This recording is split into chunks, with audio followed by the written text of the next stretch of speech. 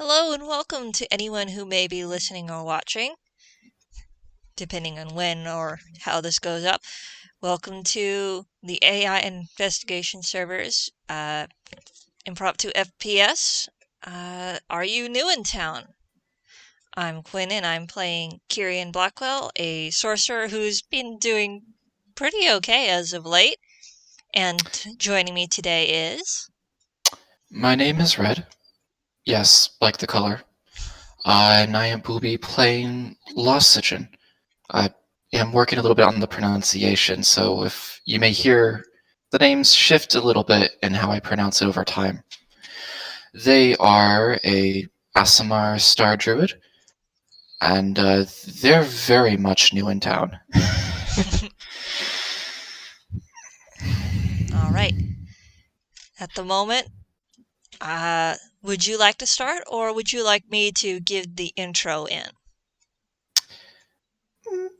I can take a stab at an introduction. Go right ahead.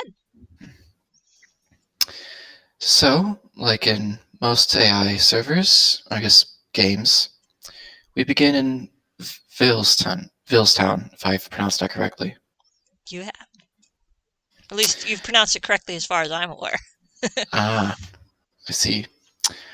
This is a very much a bustling city. It's cloudy today. It's about maybe about 3 or 4 in the afternoon. People are starting to get out of work. Well, the lucky ones that is. People are running, vehicles are moving, the occasional toon eccentricities are happening.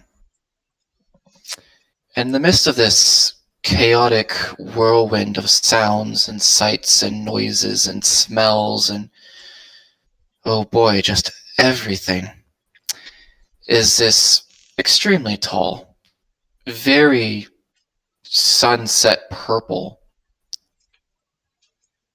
entity, person. You can't quite tell by looking at them exactly a specific gender per se, but you can tell that they are tall. They have a large pack on their back with stakes almost as tall as them, and they are rather almost towering. They're about 7'1". Oh. They're they're dressed in what looks like almost desert-like garb. Lots of silks, lots of browns and reds and whites, all kind of tied together in a way that makes sense if you look at it, but otherwise seem like a bunch of cloth that someone's just casually thrown over them. On their side, they have a very obvious, almost out of place telescope, which at the moment they are most definitely holding in their hands and cycling around and around, almost spinning it in a sense. They are standing in the middle of the road. Well, yes, definitely in the middle of the road. They shouldn't be there, but they are because they are so. It's overwhelming. All of this is. Anyone can clearly tell looking at them that they don't. Not only that they've never been here, that they almost don't belong there. Compared to the natural residents of Inkwell, this is someone who doesn't fit. And I suppose this is roughly where Kirian comes in. Perchance. Kirian has probably likely just finished off a shift at Sammy's Bakery and is probably on his way back to the motel that he's been staying at because apartments are still very expensive and he hasn't quite pinned down one that he likes because he's still kind of iffy about living in one singular location for a long time, no matter how much he needs the money. But Kirian is a worn toon who is dressed in who is of Ghiblian styling based, which means that he's got his he's a little more grounded in real kind appearances than some other toons that could be spotted around. And he is on his way back, and he has spotted this very obvious real kind standing in the middle of the road where he really, really shouldn't be, and looking very, very, very overwhelmed and lost. Not only that, they're looking up. They're not even looking forward or left. They're just staring pretty much straight up into the sky at this point, into the clouds. They have their faces scrunched in confusion and questioning and Probably a lot of other things that can't be picked out at immediate distance. yes. But admittedly, his first thought is, that person is standing out in the road. If someone doesn't get them out of the road, they are going to get hurt. So he is going to scrounge up his decent nerve and wander over to this incredibly tall person, because he's only about 5'3", Oh no. and very politely clear his throat and say, excuse me, are you all right? At first, how lightly does he speak this? Like, what's... Kirian leans a little more soft-spoken. He's not very loud, but he's also not, like, whispering. You see a slight twitch in the spinning telescope. It was about midway through its spin where it suddenly stops. And it takes about a second before the towering figure slowly comes to, like, face first. That slowly keeps tilting their head down until they look pretty much onto the top of this stranger's head. And then eyes. Their eyes are stellar, ironically, I think is the word I'm going to use here. It's this weird, not quite shifting, but they have all these, like, ruby reds and purplish hues. It's almost a bit like a supernova. Oh, and they look down and they're like, they just look for a moment. And Carrier just kind of stares back. He's not in a rush. He can kind of tell that this person is a little out of it at the moment, so he's just quietly waiting, tail kind of swaying behind him, his ears giving a slight twitch, and just waiting until he's fairly certain he has their attention before politely speaking up again and going, yes, are you all right? You really shouldn't be standing in the middle of the road. It can be quite dangerous. Dangerous? Dangerous.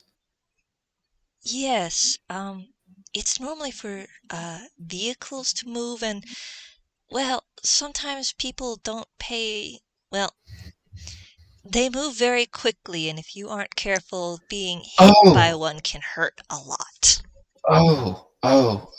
This is... that's an issue. That's a problem. Yes, it's why it's ill-advised. And with that, he very quietly gestures over to the sidewalk and says, the sidewalks are really where people should be walking. They look at you. They keep looking at you, like, a little hesitantly, but they slowly, like...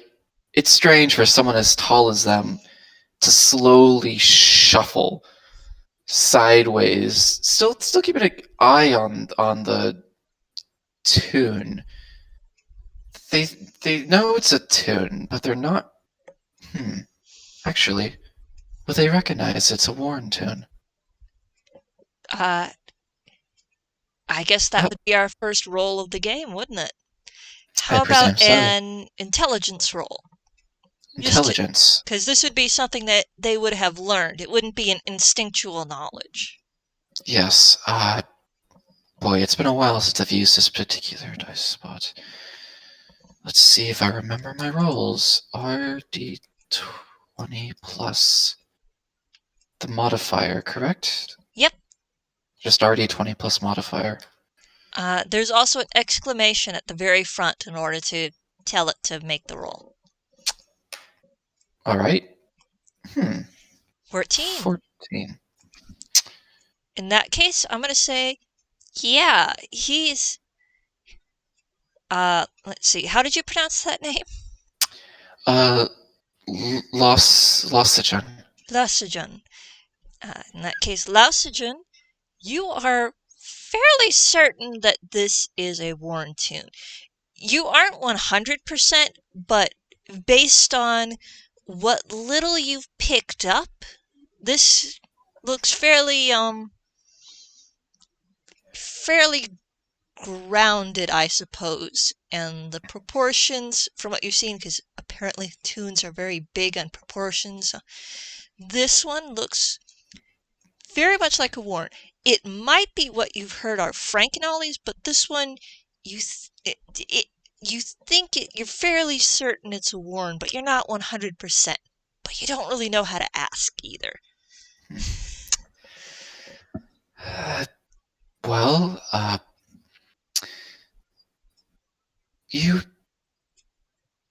think I've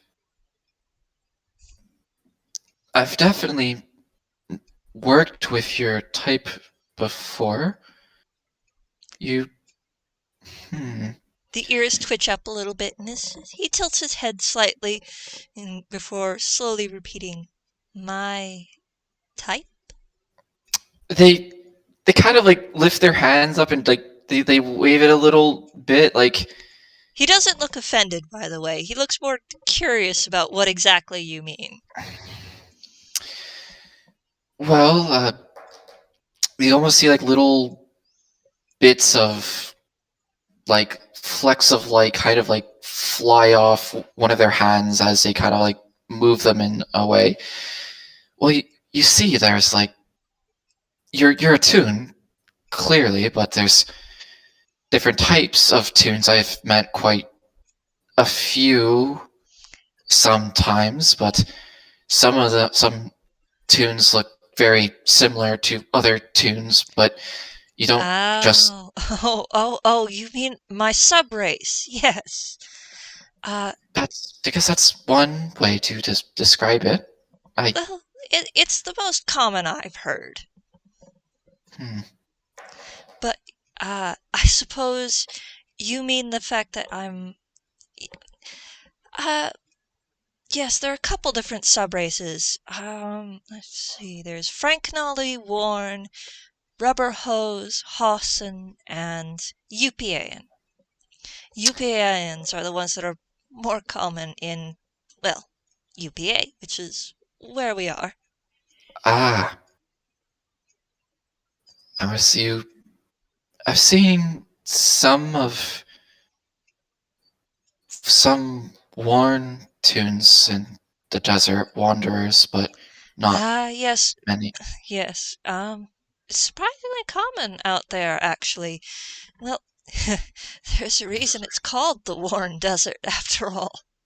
Yeah, I don't tend to usually be around these places. They're noisy, they're loud, there's no stars, there's noise, there's lots of buildings and rocks and trees. Well, not some rocks, some trees.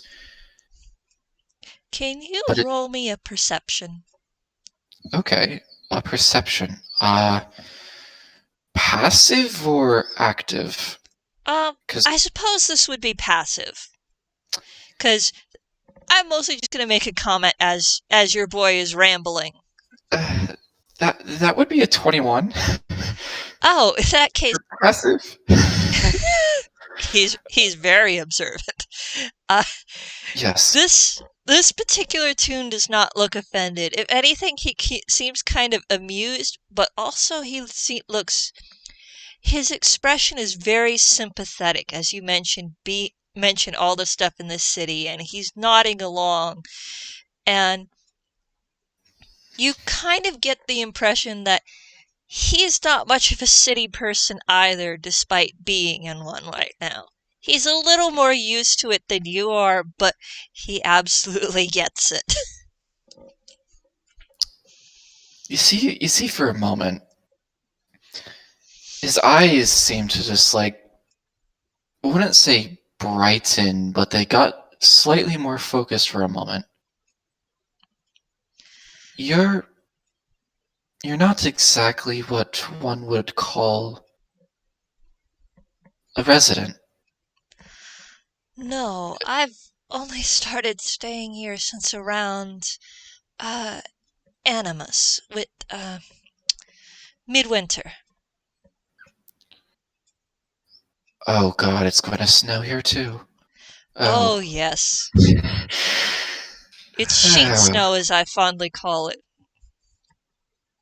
Sheep? Sheet. Oh, sheet. As in, Sheet. one moment everything is clear, and suddenly it's like someone dropped a sheet on your head. Ah, You get quite used to it. I see. They take a moment to look at their large. Yes, I think at this time it's definitely a large. It's not quite a backpack. It's more like a large, tall bundle of extremely well-worn sticks. Well, posts, I guess is the better word. Wrapped in what looks like some sort of. I think I'm going to roll an intelligence for Kirian because he actually did a lot of camping before he actually came up here, so he would probably recognize camping equipment. Huh? Okay. Hopefully. Let's see. Hopefully. Are you being clever today, Kiri? Do you know what's in front of you? Oh, right. Your intelligence is a 0. Straight D23. Oh, That's a big bundle of stuff on your back. yes, and it's very much not in its original configuration. It does not help that the fabric doesn't. The fabric is thick. It's also thin. It's like really dark on some bits, but also it's really bright. He's just having a brain static moment. Like, I know what this thing is, but for the life of me, I can't remember what. Oh, you're looking at this. Yes, I would like to maybe set up my home, what, Are do you camp? residence. Do you camp? Is that a tent? Yes, it's a very tall tent. It fits Ah, me. It fits pretty much me and about one other person, maybe two if they're about your size. Thinking about it. um, I would I would politely advise against it. It's still fairly early in spring, which means things still get quite cold at night, and, well, spring, as wonderful as it is once you get into the swing of it, it can be pretty soggy and muddy at the start. Soggy mud. Hmm. They look a little. They look clearly a little conflicted. Is the word. They kind of look. They look down, farther down, back at the telescope in their hands, and they start to spin it again, slowly back and forth. If it would be of any help, there's a motel nearby that I have been staying at, and it's a bit of a walk, but, well, they do have rooms for very, tall folk like you. It might be more comfortable, at least until things finish warming up. Do they have stars? Can you see the stars? Um, hmm. Let me remember. I don't know. I never actually thought about that out of character for a second. I did not think that much about it. It's probably actually more on the edge of town, which means you could probably see stars. I mean, Toons have that wonderful advantage of scene transitions, which make long walks so much easier. But That is right. I traveled with a Toon once. I um, was. I'm Hmm? sorry, I was still speaking out of character. Oh. Oh dear. No, it's fine. It's fine. It's fine. It's fine. It happens. Sometimes we get too into being character. It's fine. Yeah. But um, I'm going to say the motel is probably further out of town just because Kirian's got the habit of being a little bit of a penny pincher, mostly because he's gone for so long without money. He doesn't. He balks at higher prices for anything. Money. Ha ha ha ha. Looks at equipment. What money? That was exactly where Kirian was when he first came into town, and that's not a joke. He literally had nothing, not even copper pieces. I see. Yes, which is why he needed the job. Anyways, back into character. Um, yes, actually, it's a bit of a walk, but um, you can see some of the stars. Not as brightly as you could out in the woods, or if you managed to get into uh, that area in the middle of the park, but it's good enough. At the very least, like I said, it would be good to be warm until it is warm enough to camp outside. Hmm.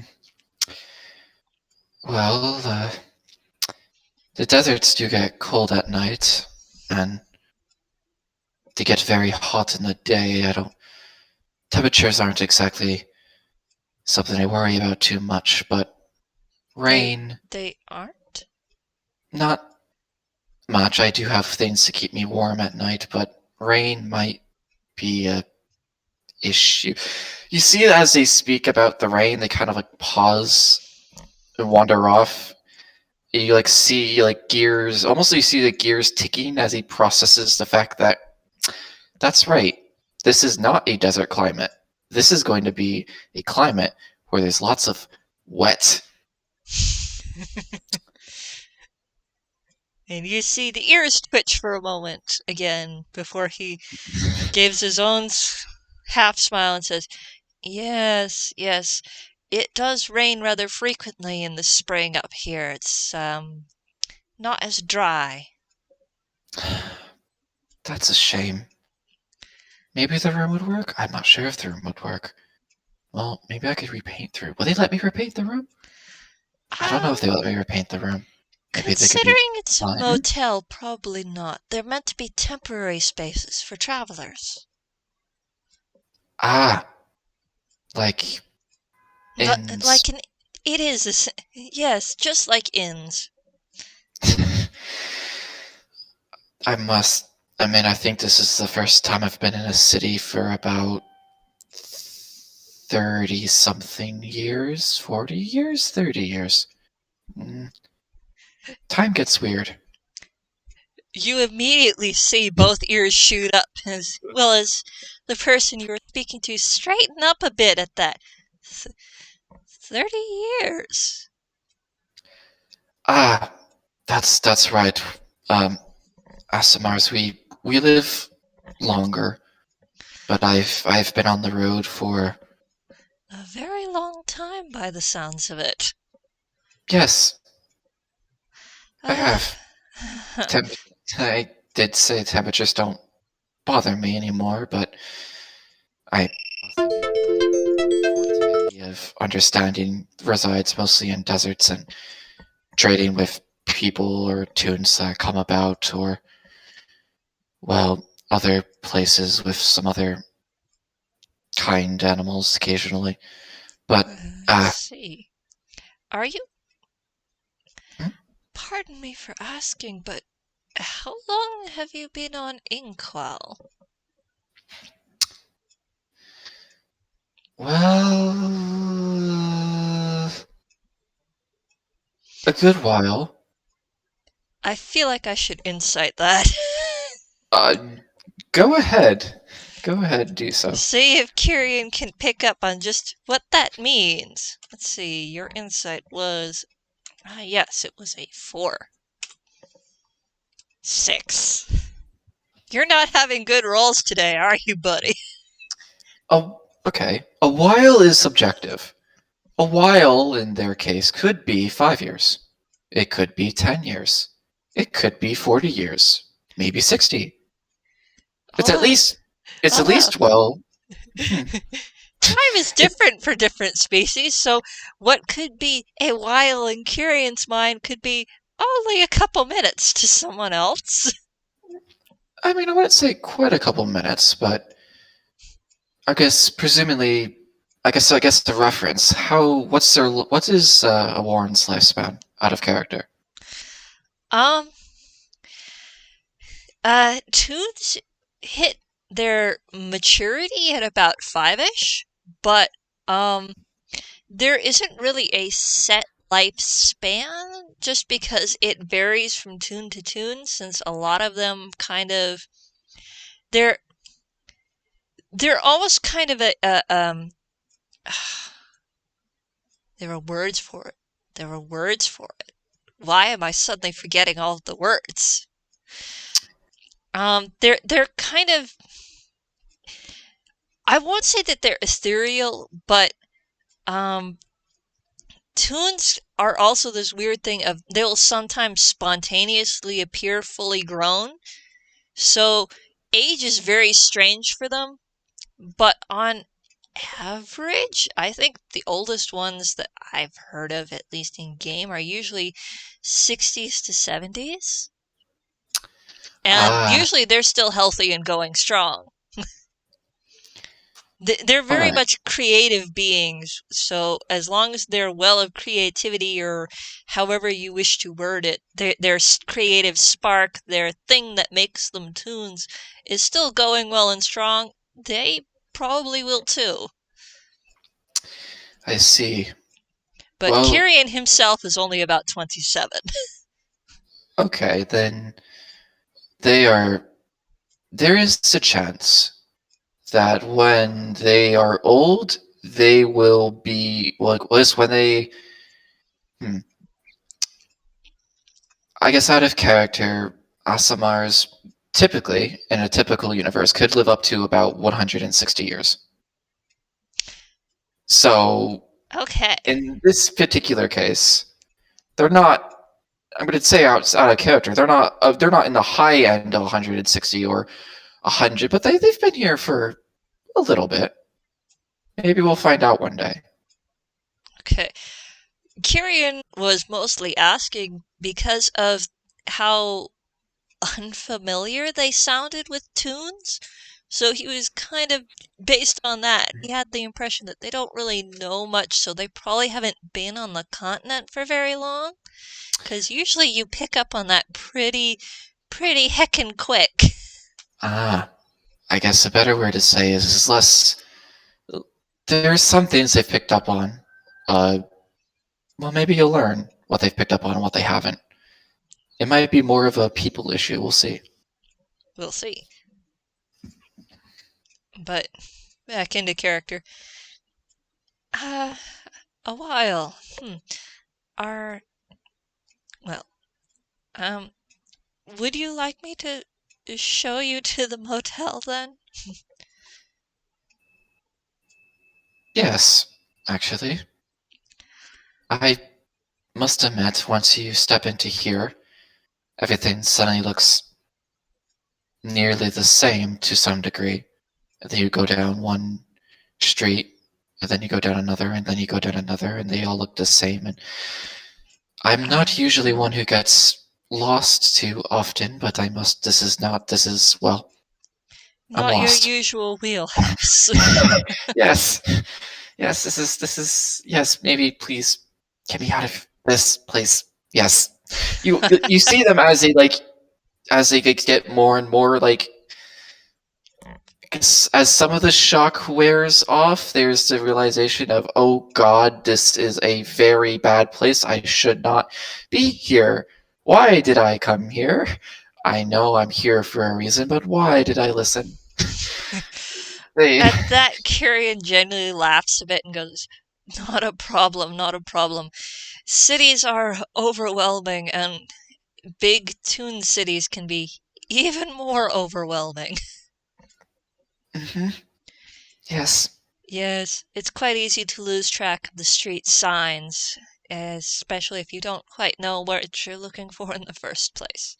But sure, I'll show you. And with that, he very politely waves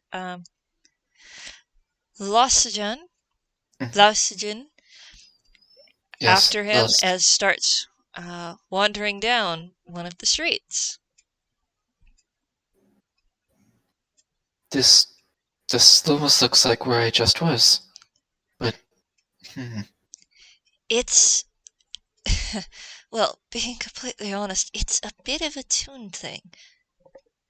You see, the cities operate on, well, tunes in general operate on a bit of a unusual logic compared to most Oh, that real means kind. that. Oh, and that means that. Oh, do you see like everything start to click? Oh, that means that by the time we're finished speaking, we're probably going to be at the motel, aren't we? Uh, uh, most likely. I I've been traveling with a tune once. They it was weird. They were lost, and I happened to come upon them, and they were like, "Well, if I be with you and I talk with you, by the time we're done, I'll be home." And it was very confusing at first because I don't think it was the first time I actually thought that I've ran into a tune that was lost. I don't know what they were doing out in the desert, but I talked to them a little bit, and they talked a little bit about their town, and then suddenly we were there. I Oh, yes, it's something that we tend to refer to as oh, transitions. That's what that is called. Yes, I there are a see. couple there are a couple different variants, I suppose you could call it, but tunes are a bit, well, they're a bit tied to other planes. Well, we are. So when we connect with the unusualness of tune logic, well, it shifts a little, which is how that's done. But it's one of those bizarre things of when you actively think about doing it, it doesn't work. But when you're just doing it, it does. I I don't know why. I I see. So that means if you see them suddenly like stop and look around them just out of nowhere to see what happens. What happens? well, you notice that there you are in an area that suddenly has a lot less buildings, or at least a lot less really tall ones. You just you see like a fascination here in their eyes as they look back to where they might have been. They look there and they do some calculations in their head, and they're like, When they look back, they can see the very tall buildings, and they look to be a lot further away than they should have been. you take they literally from their hands that had their telescope spinning, they stop, they grab it, and they look through the telescope at the buildings just to look at them for a second and do some like they clearly look like they're calculating something. And if he looks over at Kirian, he will, and they will see that he looks very, very amused because he looks almost like he knows exactly what's going on in your head, at least in this particular moment. He knows what the realization is, and he gets it, which, if you think about it, is a little bit odd because he seems more like he gets it from your perspective compared to Otun, who's like, yeah, that's how it is, as opposed to the way he's looking at it. Yes, it's really startling, isn't it? So they're still looking through the telescope at this moment. Actually, what's their perception? Passive perception. Kirian's? Yes.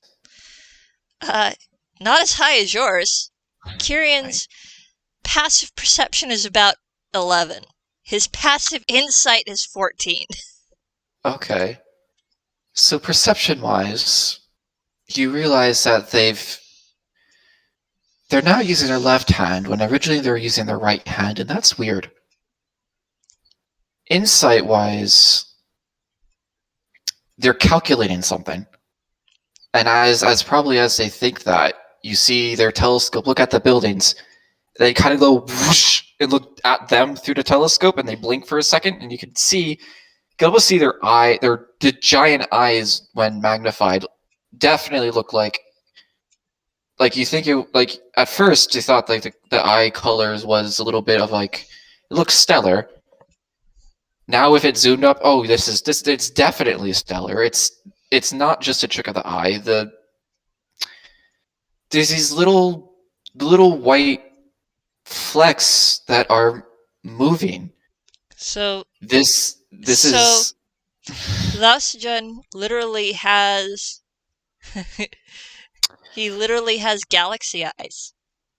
in a sense there's let's just say certain angelic past histories, whoever they may be, has given them a very inhuman appearance to them when observed closely. Yeah. But Kirian is more just kind of amused. And I have to admit, when you said that hand thing, the immediate thought that popped into my head, which probably popped into Kirian's as well, is, oh, they're ambidextrous. Which basically means that both the left and the right hand count as the dominant hand. Perhaps they are. But you see the giant eye kind of look at them for a second, and then they put away the telescope. And for the first time, they crouch down to their level and they just look at them. It's a little weird. It's turned from this like their fascination of, oh my gosh, this weird this tune thing they've experienced once or twice before that has a name, it's a thing, is now of this particular tune they're speaking to is something is different. And they've noticed that something is different. And they want to know what is different. Um, would you like to roll insight? Sure. Insight. Oh, okay.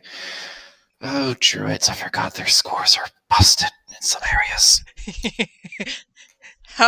How much do you pick apart of this sorcerer? Insight. Yes, and I am checking the sheet where I've written down everything. Yeah, I have mine on. I have my D&D Beyond thing opened on a tab on my on my web browser because that's easier for me. This is a PDF that I've kind of put together. Oh. Do you actually have a written out character sheet? I do actually. Oh. It's mostly has a bunch of, I guess out of character, it has a bunch of abilities, it has all their scores. It's up to the If you'd like, I have what's basically a Google spreadsheet that works as a words a Google spreadsheet that works as a character sheet that you can actually make work with RV in order to make it roll stuff for you, which I do on occasion. I mostly use it as my checkbook for when I need to check things, like to remember what a spell does. All right, good to know. Just let They've me not know and I can used. like message it to you. At the very least, it helps keep track of things. Oh, Uh, that was. yeah. Let's see. 22. How there's a lot I can give you. You are looking at the sorcerer and you just have this epiphany. He's strangely real for a toon. When you're looking close, you can see that there's a lot more detail than you see in most other toons. And there's something in the eyes, something in the aura, just something extra that makes you think he's not, or he wasn't always all toon. You see him blink twice, and without a word, they start to go and take. Where are they right now? Are they still on like a sidewalk or a? Oh yes, they're still on a sidewalk. Kirian would not lead him into the middle of a street or a dark alley. All right, because this Aasamair is now going to start literally going and hurriedly taking the stakes out and like doing something with the tent. Yeah, he's setting up. They're setting up a tent right now. I a sidewalk really isn't the place to put up a tent. I need to ask questions and I need answers, and I need answers. I'm getting answers. I I need more. I could take you to my motel room. At least that way there'd be a solid door to lock. The door's fine. Is it dark? It needs to be dark. Is it very? They stop I halfway through. I You see like you see like 3 or 4 stakes are already set up. Half of the tent. It's a conical tent. Half of it's set up. The black colored fabric is facing into the center, and they just stop and they look back at you, and it's just you see for a moment. You realize, oh, they're not exactly normal's not the word, but you can sense. I think he picked on that for the fact that within Okay, the span of a couple seconds the tent was true. half assembled. Yes, there's reasons for that, but we'll get to that later. But essentially, there's this like, is it dark? I I could turn off the lights. Does everyone He's knows? kind of befuddled. He doesn't really know how to respond to what is happening right now. You are moving very, very fast, and he doesn't know what to do or how to respond. You have completely caught him off guard. Now he doesn't know what to do. Oh, I've overwhelmed you. My apologies. I feel like you need answers. I can provide answers, and I have questions of my own I might need answers to, I, involving this sudden I, uh, strangeness. all the motel has a back garden area of sorts. If you'd like to set your tent up there for the conversation, you could. I don't think they'd mind as long as you don't squash any of the vegetable patches. Oh, no, no, why would I ever do that? No, but that may work. Yes, that would work. Uh, I don't think I've ever really done this outside of the tent. I don't know if it really works better outside the tent.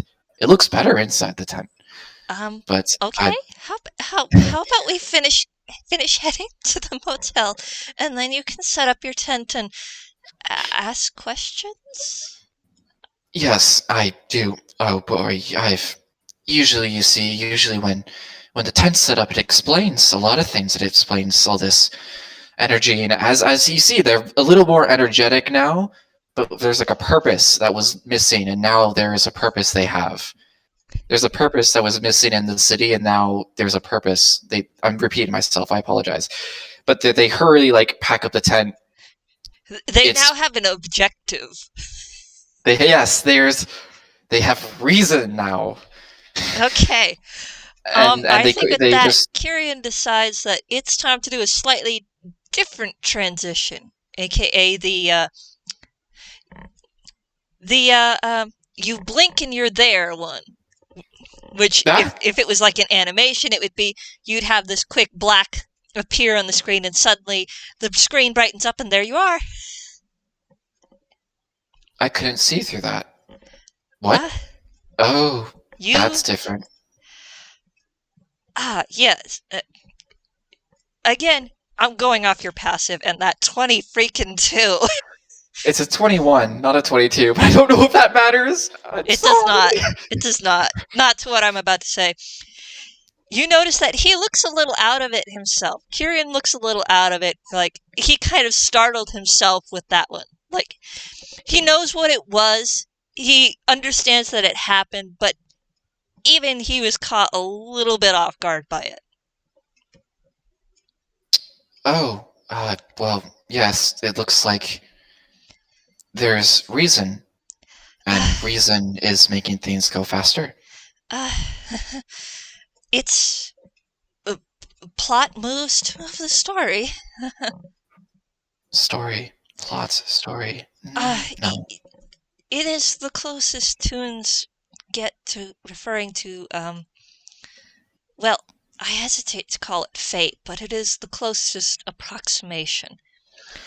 Toons live to tell a story, in one way or another, and when the story needs to move, it will move, even if some of us may not want it to. Is that why I was sent here? Oh, maybe that's what they meant. Maybe? And they look up again. They look straight up into the sky. I presume it's still cloudy because it's like 4 in the afternoon. Yeah, and there might also be at least a light rain shower coming in to help get rid of the last of the snow that's still on the ground. It's raining. Oh, not yet. Not yet? No, out of character, I mean. It's not yet raining. It's clouding over like it's threatening to rain. Okay. Anyways, would you like to roll a perception? That will give me moments to describe the motel. Okay. You're going to hate me for this, but I'm going to love it because it means I get to make up all kinds of tiny details on the spot. Okay. I'm a writer, man. I've been plotting this place for a good couple months now. You see, you have fallen into my trap. I am also a writer. One that has maybe something published, but a writer nonetheless. You have stuff published?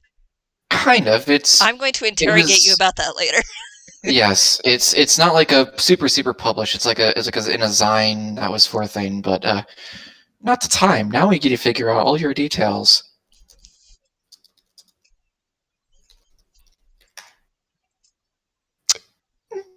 Yeah, that could have been worse. Yeah, that definitely could have been worse. Okay. What you 16. see 16 for the record. Yeah, I see. What you see is this curved set of 2 buildings. One is very obviously a larger building with a ramp down the side along with a cloth cover over it, so that way people can walk up and down without immediate sun, with a name that is something like the Come and Go Motel. And then next to it is a longer curved building, almost in this kind of, not exactly a C, but almost like a parentheses on its side, that has several doors and several windows put into it. And you can see a small garden that's in this plot around it, along with a small asphalt street that curves around and connects them all together, along with little mini porches out in the front, and a small, slightly forested spot right behind it.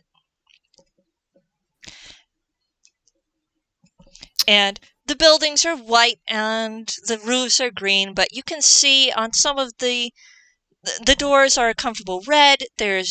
You can see on some of the windows, which are all closed at the moment, with dark green curtains holding them shut.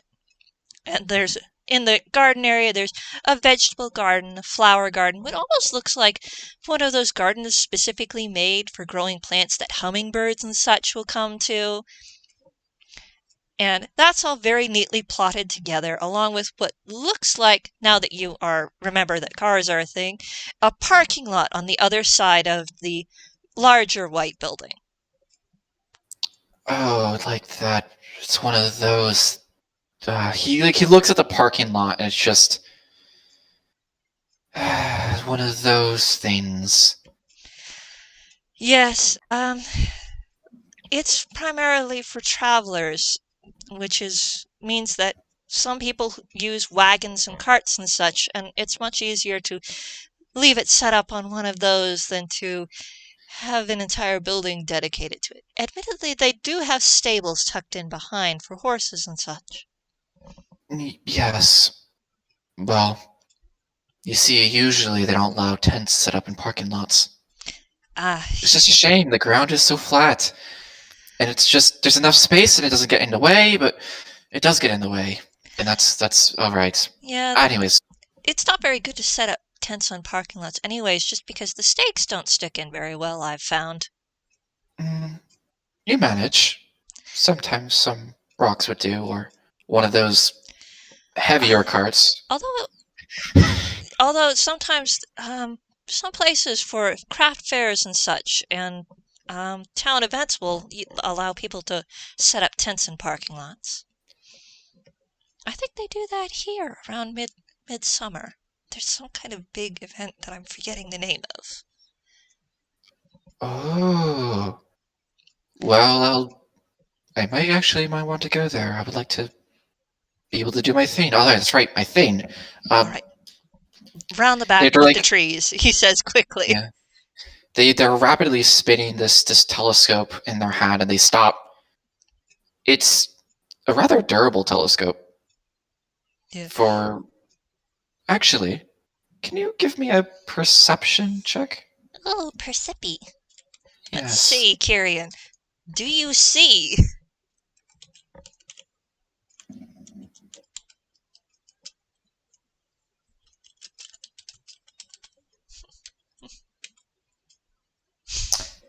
Oh, you do see. You do see, and you know That's what you see. That's a 19. You see, as the telescope stops spinning for a second, this is an extremely reinforced telescope. Like, the more you look at it, the more you realize this could be used to hurt somebody. Oh no. You say, oh no, he thinks, telescope that doubles as weapon, useful for traveling. He's traveled a lot and he knows approximately how Toon logic works, which means at some point you need an unorthodox weapon. They glance down for a second. They don't question their observations, or at least they're looking at it. But they stop, they put their telescope back away, and you see them rapidly set up this tent. Yeah, presumably after Kirian has led them around to the back of the building, where you see more windows and a couple of them with like awnings, and a few of them actually have flower boxes set up. Oh, those flowers pretty. They say that like as you're setting up this tent, and it's set up rapidly with like, clearly they've been setting this tent up for a while, because within 3.5, 4 minutes, it's up. Maybe a little longer, thinking about the terrain's a little different. But at the end of this setting up process, you see about like a 8-foot tall structure at its tallest. And you see there's at least 5 main stakes. They all kind of coalesce to the top, and the outside is very It's very pale, it's very wind-beaten, sun-stained.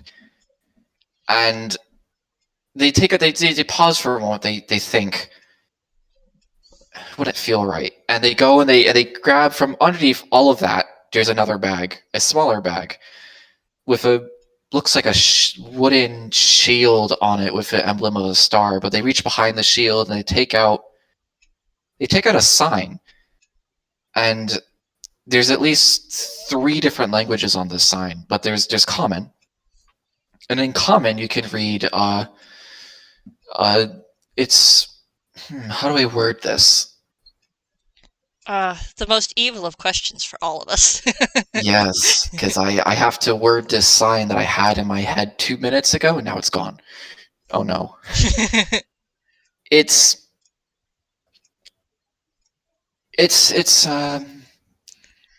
You can just give the gist of it and see if you can remember it later once you get into it. yeah. It's essentially it's 2 or 3 words. It's like it's like semi-advertisement, semi-description, and it's like advice and not fortune, but it's like advice and foretelling.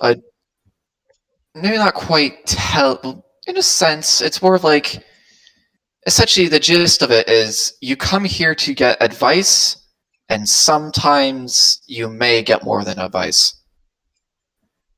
And you see underneath it, there's like some prices, but they take off that part as they set this up. They're like, no, they take away the lower half of the sign that usually has like prices set up in like coppers and silvers, and they stick that back in the bag, and they take a moment and they kind of like semi-hitch the tent open, and they're like, they look inside.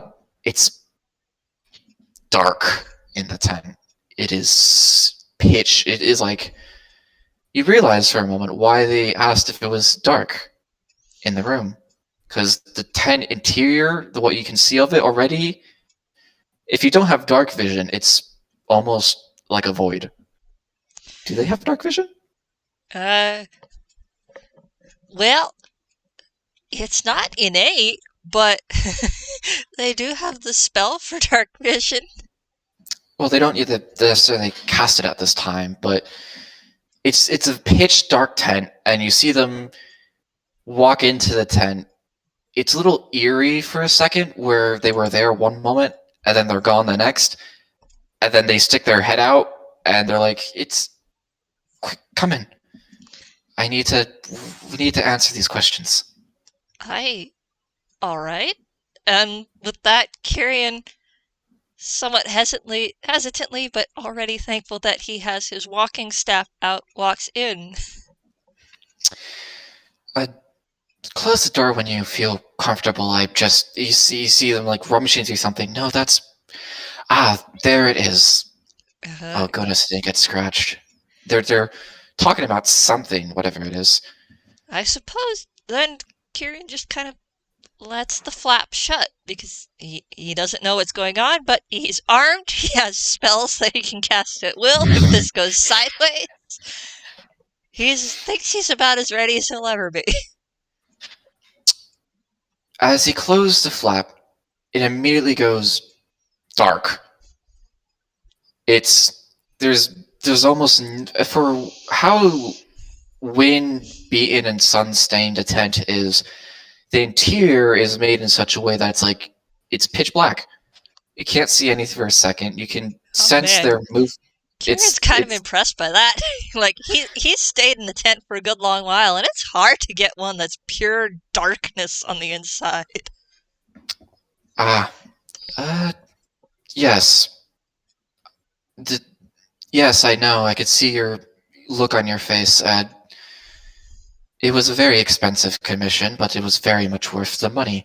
Yes, there it is. And they're holding something, and they whisper something in Celestial. Do they know Celestial? Kirian only knows 2 languages, Common and Grolix. Oh, so they say something that sounds very... For Kirian, it's gibberish. gibberish. It's very light, flowy, and It's pretty sounding gibberish by the sound. it's pretty sounding gibberish. And you start to see like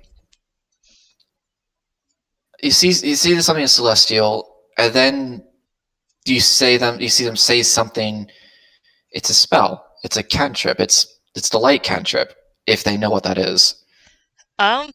Kirian probably would recognize the light cantrip, but all he knows is that he can't even see them at all because he hasn't tried to cast dark vision yet. Well, Instead, well, he's don't just worry. listening and is like, I don't hear anything that I should be concerned about, I think. Okay, so you see in the hand, you see their hand start to light up, and in their hand is a very large, very pointed. It's at least the size of a fist, and as it like gets brighter, it's a crystal. It's a crystal, and there's all these like weird indents and carvings and something, and then everything starts to click as they close their hand a little around the crystal, and the interior of the tent just erupts into little stars. They're constellations. The entire inside of the tent is suddenly full of stars.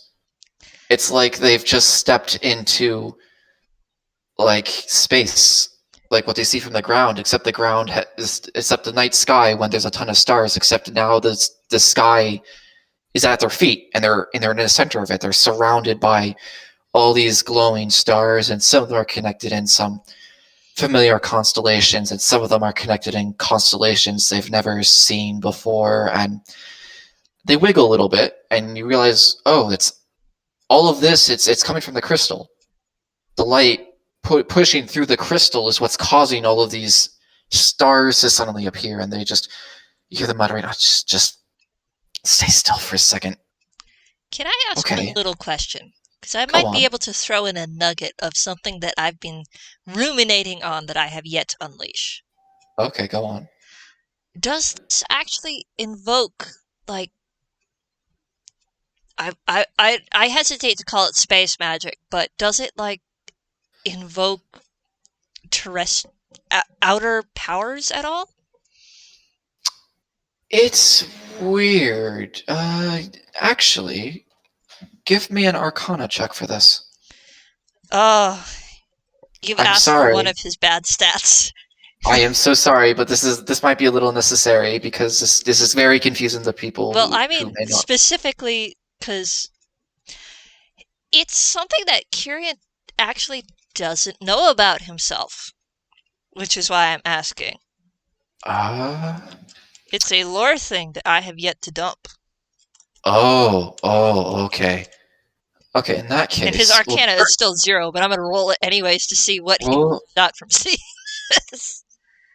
Oh, hey, it's 10. a 10. Not bad. Okay. Better than what you usually see every time I roll arcana with you. Okay. So the magic of there's clearly you recognize the magic of light. It's it's strange because it doesn't seem quite like the stone itself is a different form of magic than the actual light cantrip. It seems that this crystal is some sort of focus that they're using. And as pretty as the lights around them are, and as pretty as all these stars and what's projecting from them, it seems the crystal is the source of it, and the stars are like a slight side effect of it. It it appears spacey, but it appears natural. Like Almost like it kind of came from space or something like that. they rolled a 10, so I don't want to exactly spell it out, but it seems as if the focus itself and the stars are of natural It's like there's different Okay, but if I may ask, out of out of character, character. Okay. would it be spacey? Just curiosity, mostly for me.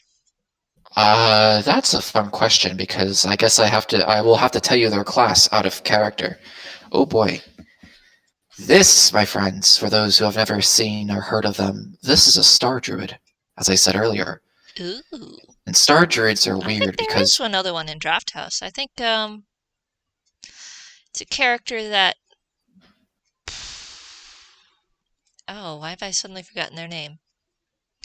It's a character that appears in Faces on Parade, and for the life of me, I can't remember their name now. But they're a ah star druid, but they use a compass that has constellations in it for their yes, focus. their focus in this particular case is a quite a large crystal. And I guess as you saw, there's all these scratching and carvings and indents. That's basically their star map. It's this crystal that they shine Oh, light through to get a accurate vision of the stars. okay. It I helps them think that's focus their close enough for magic. the tiny lore thing I wanted to drop, All which right. is when you look at Kirian in this moment, his eyes look a little bit different. There is a faint kind of purple blue glowing mix in his eye that previously his eyes had just been a pale blue. Oh, I have so many questions, and you probably have so many questions yourself. He who Um, they they're staring at you, and it's funny because as though their eyes kind of got activated, their Lausijan's eyes, they've kind of calmed themselves down. The galaxies like look in them have settled. Their skin is glowing though, which is weird. So there are some silvery specks that you see that are glow. Oh no, those are also constellations. Oh Kirian has boy. so many thoughts. He doesn't know how to articulate them all. He's just kind of watching because he's like, I don't know what's going on anymore. I don't know how to react, really. I'm just kind of here. Ah, they kind of sit there for a second. They watch, and you see they slowly calm down a bit. The crystal stops shaking, and the stars, as a result, also stop shaking. And there's this moment of quiet where they're just where Lausijan is sitting there looking at the eyes and looking at you, and they're like, "Yes, it's. I do apologize. There's a little bit of spectacle in this, but it's a little necessary for my trade and work." Your eyes are glowing purple a little I. bit. They are? And he kind of lifts a hand to his face and is like, I. I know they sometimes do that when I'm casting certain spells, but. Oh, I didn't. And he's kind of blinking now because he's like, I'm not casting anything, but okay, that's a happening thing now. I yes, there's a lot of magic in this little area. I guess there's a little bit of magic in the tent to help keep it dark and help kind of set it up and set it down. That was a really expensive tent.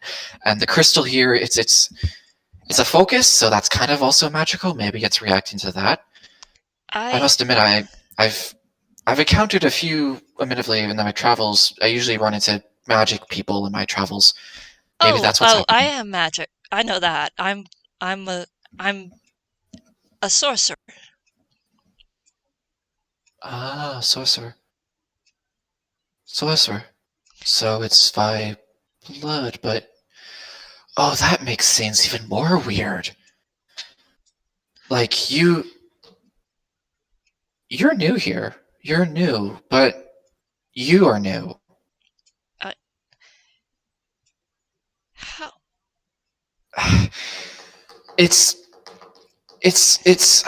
they're you see them, they're like one of their hands is tapping the crystal a little bit, and it's making the stars shake, but at the same time they're trying to stop their tapping. There's this there's definitely all this energy about them it's almost a 180, but not quite, of energy. That's since when they I first met. will mention one little thing. When Hmm. he said that little how, Kirian tensed up a bit. Uh,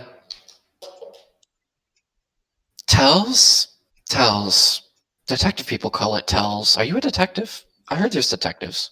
Uh, no, but I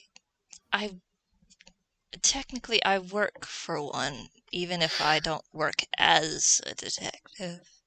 Oh well, they might know about tells, but like people make things. It's a way to help me give advice because magic is expensive.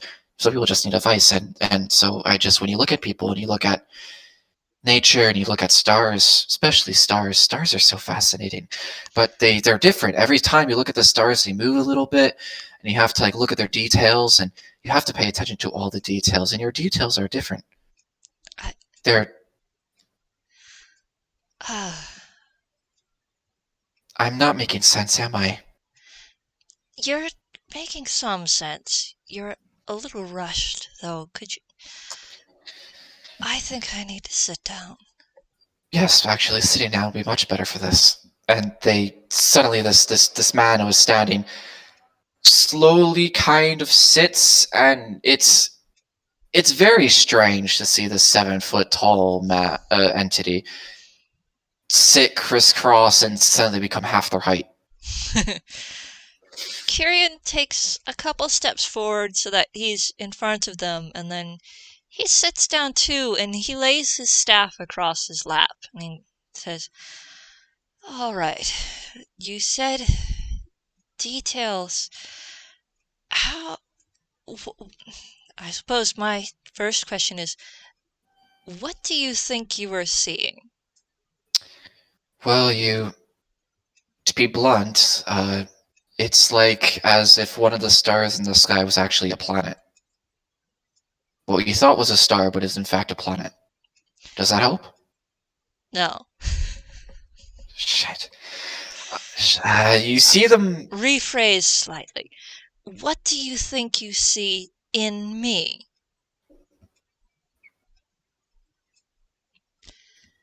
You you appear to be a Warren Toon, but you're not used to your own abilities.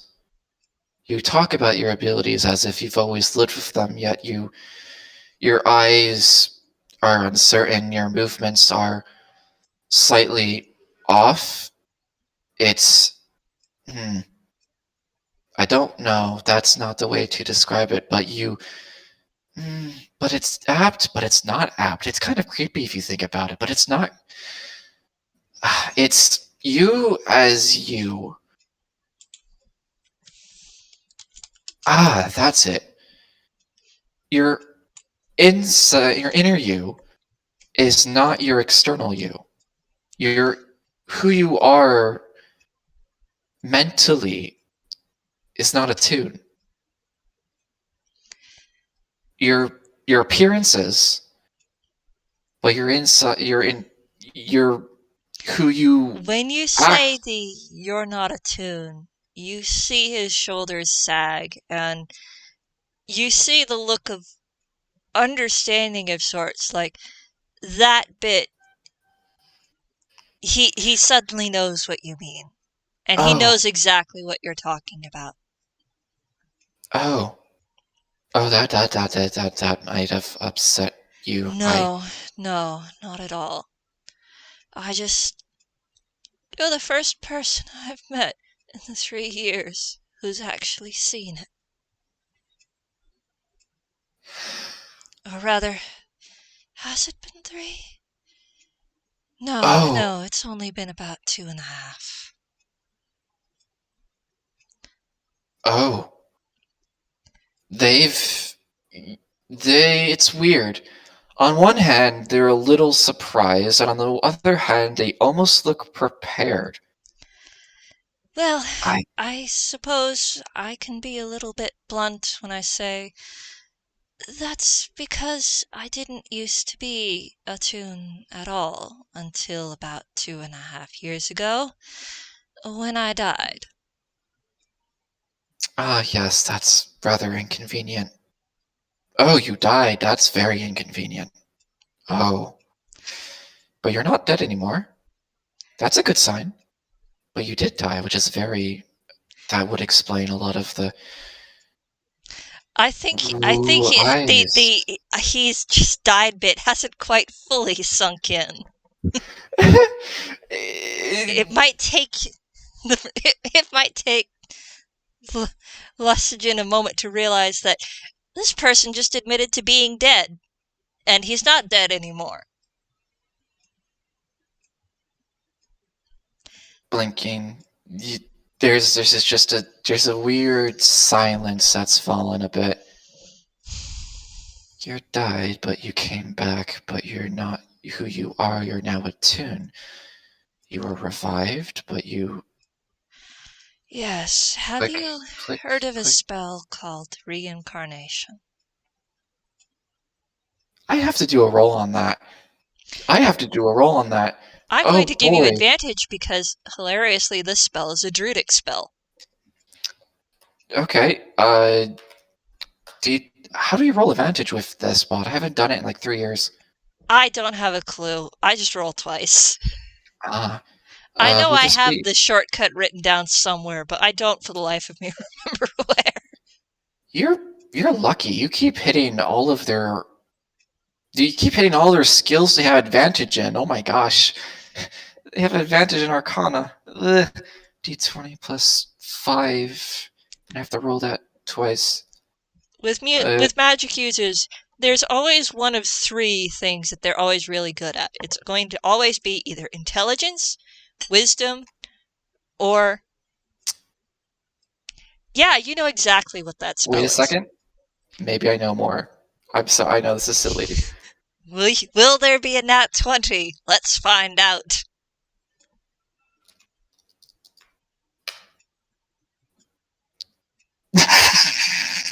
Let's go with that 22 instead of the 6, shall we?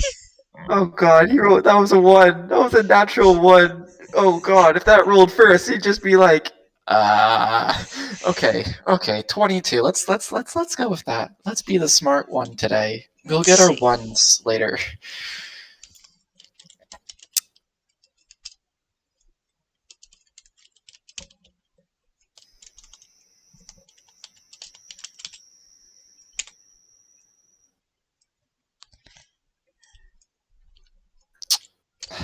Reincarnation. Let's Click, see. click. You touch a dead humanoid. This is the spell as you remember it. You touch a dead humanoid or piece of a dead humanoid, provided that the creature has been dead no longer than 10 days. The spell forms a new adult body for it, then calls the soul to enter that body. If the target's soul isn't free or willing to do so, the spell fails. The magic fashions a new body for the creature to inhabit, which likely causes the creature's race to change. The reincarnated creature recalls its former life and experiences. It retains the capabilities it had in its original form, except it changes its original race for a new one and changes its racial stats accordingly.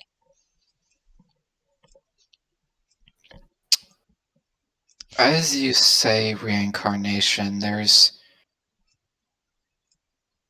it's they look at them. They look at this lost soul, as I think I may call them at this point. You may.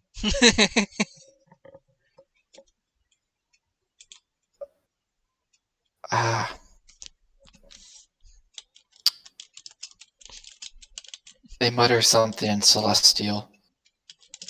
I do not think... Maybe not. Maybe after the questions. Though that has answered some questions already. But I think you may have more questions more than I do, honestly, at this point, maybe. Or maybe...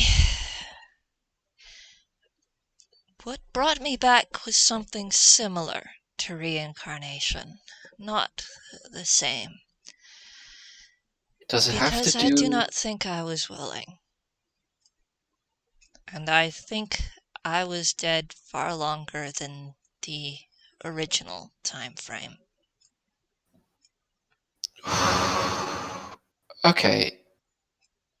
May I roll an insight check? Yeah, I would like because out of character, that's a lot to unpack. Yes, but in character, I need them to roll insight because they're about to ask a few things. They're about to say something that may be a bit much. Oh no, this FPS might get a little bit heavy. We'll find out. D20. I mean, we've already brought up death. Oh no. May want to put a pin and a warning then for others who may come in. D20 plus. I think we Insight can, if someone pops up, we can pause and talking and say, just heads up, this got a little darker than anticipated. My observation is too high. Insight is +6.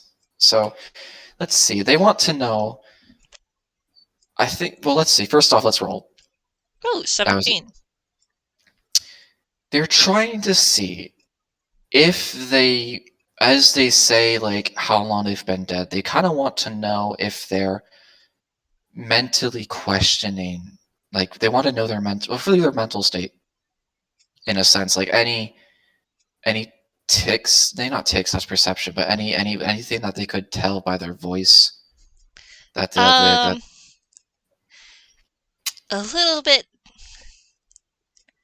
Well, they might pick up just because they are apparently connected to the world in a far deeper way than expected, that Kirian has some issues regarding what happened. It sounds like he's acknowledging that these things happened, but he hasn't quite come to terms, so to speak. Like, there's a tremor in the way he says those things, and he's being deliberately vague, almost like someone who knows that they should be dealing with something, but doesn't quite feel or think they're quite ready to face it.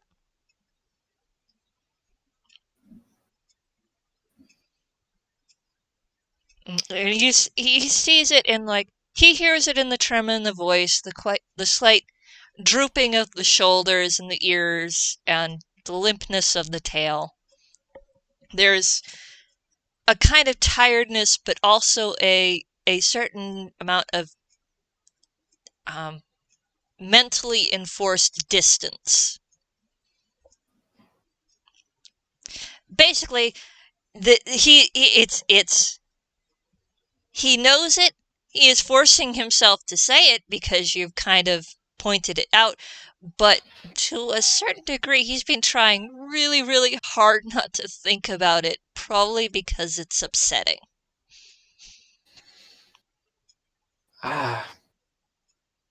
It hurts, doesn't it? Being here, or thinking about what got me here.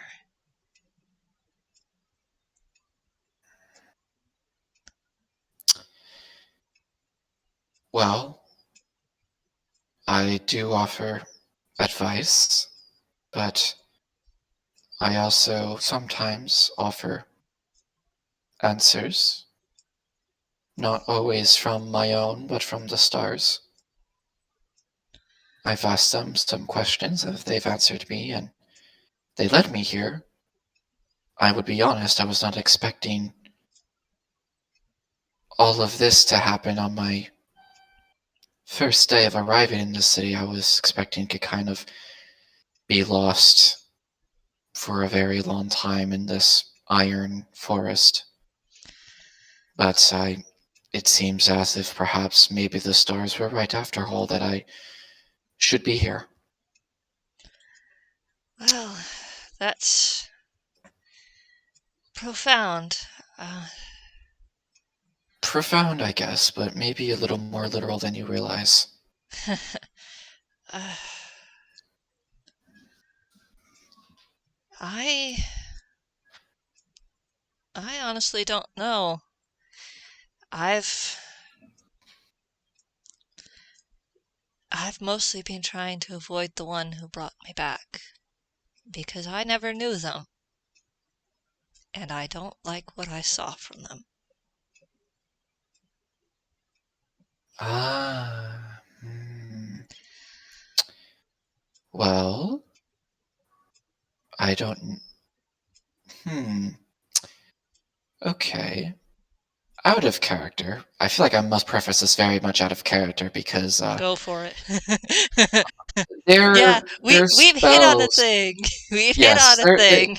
they have a few spells. They the way that they're set up as a character is they go around, as you say, they do fortunes, they do stuff. They may have a few spells. They may have divination currently trained, and they also may have other guidance spells and divination spells. Well, what Uh, I'm going to say out of character is that Kirian is kind of a little bit traumatized and hasn't really been letting himself deal with that trauma because he's a little bit afraid that he's going to have an absolute meltdown when he does. And he doesn't quite feel ready to deal with that yet. that is very understandable, and I'm pretty much sure that they've picked it up at this point. That oh boy, this is something that they need to be ready for. Yeah, you kind of nailed the trauma on the head. He doesn't really know how to deal with that because again, it's something he never really thought he would be dealing with right now. He's been working very hard to not think about it because it's a trauma that he doesn't feel equipped to handle yet. So he already gets more points than most people. He knows and recognizes that he's traumatized. Yay. In a sense, I feel like this is the type of character that I hope to bring into this world that would recognize those type of things. It seems I'm more successful than I realized. In that case, if you want I, to kind of figure out if he can hit the nail on the head of Kirian being traumatized, I guess you could roll a straight wisdom to see if they put that together. okay. Let's see. Please don't fail me now. It's a +3 for just pure wisdom, but the wisdom is a base 17, so I don't know if everything is doing this right. We'll find out. Wait, is that a skill? Oh, I'm trained at saving. That's a saving throw. Uh, Yeah, I've done that before. I know it. I see that.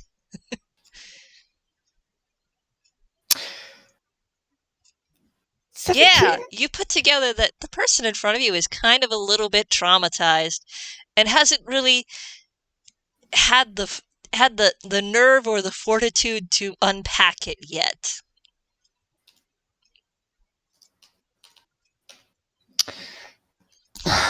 Okay.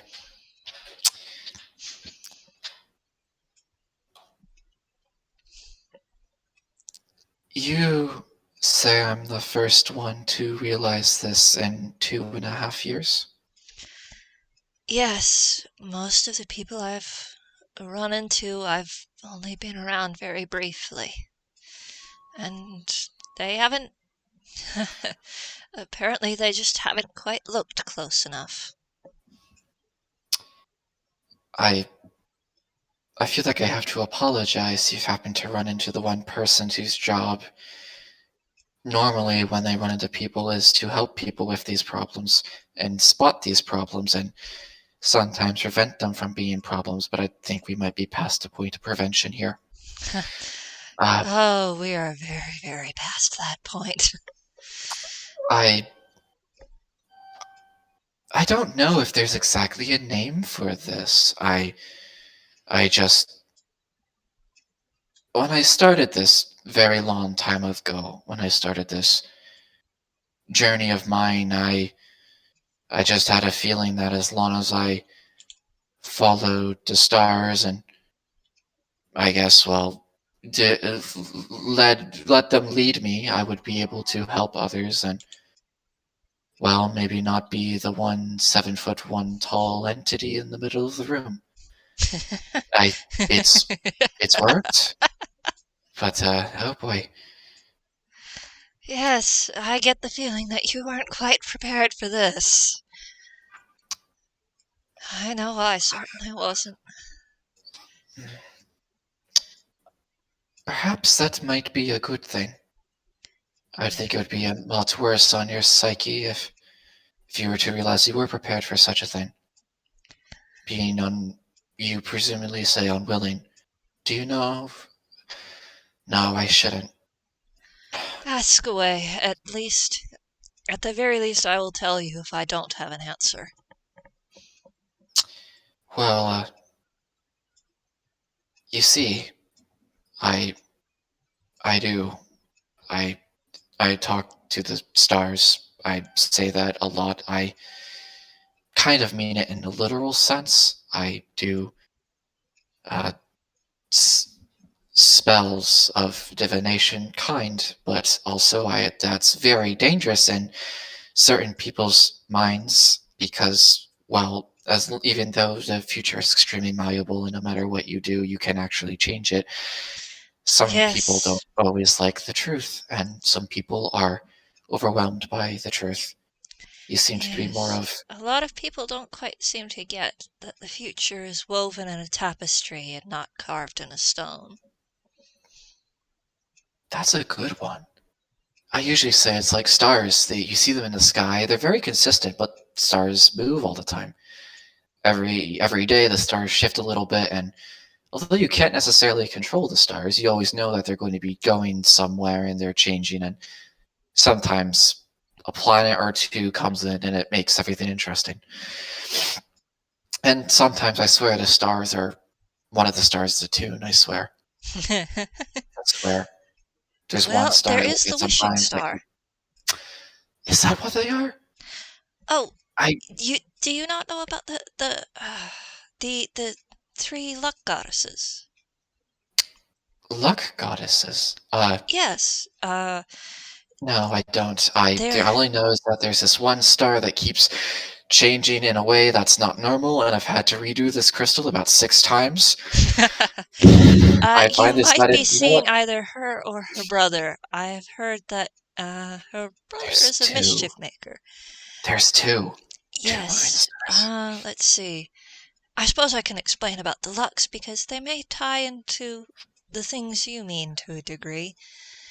Uh, there are three, a trinity of sorts. In the Gisnet kingdom, there's a particular emphasis on the wishing star. The three of them are Misfortune, the wishing star, and Lady Luck. Misfortune, the wishing star, Lady Luck. Yes, they are often ascribed to being like the story. Misfortune, the start, the inciting incident. The wishing star, the movement forward and looking towards better things.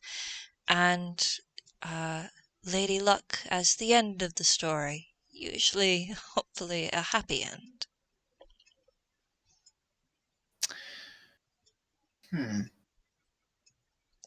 I see. I guess then I fear I meddle with the wishing star. A little ironic at times. Maybe not meddle. I wouldn't call it meddling. It's more. Well, she is at times said to be the sort to say that one makes their own. Uh, I've heard at least of someone saying that people make their own luck, but I believe the wishing star is so much that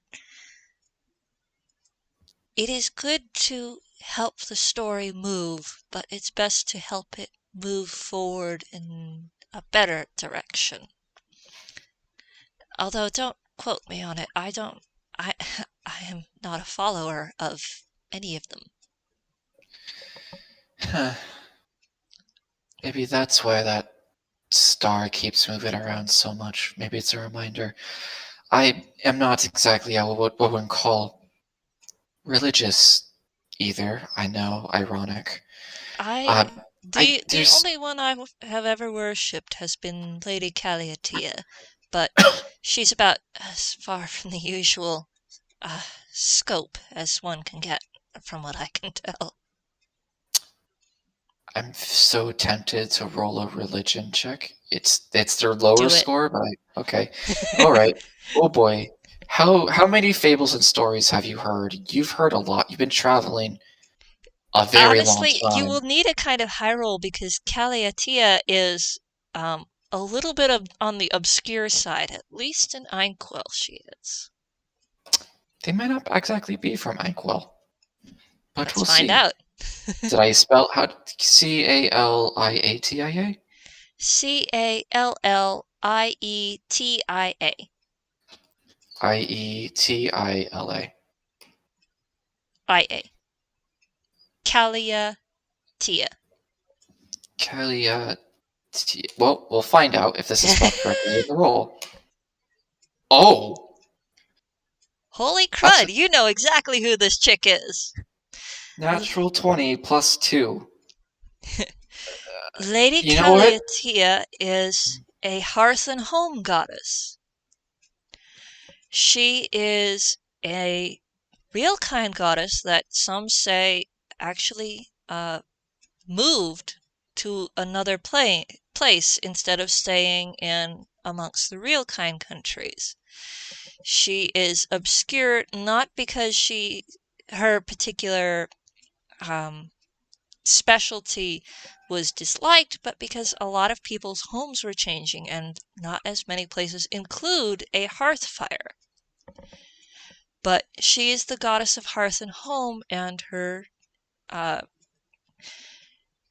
what she is known for is welcoming others and giving them a home no matter where they are.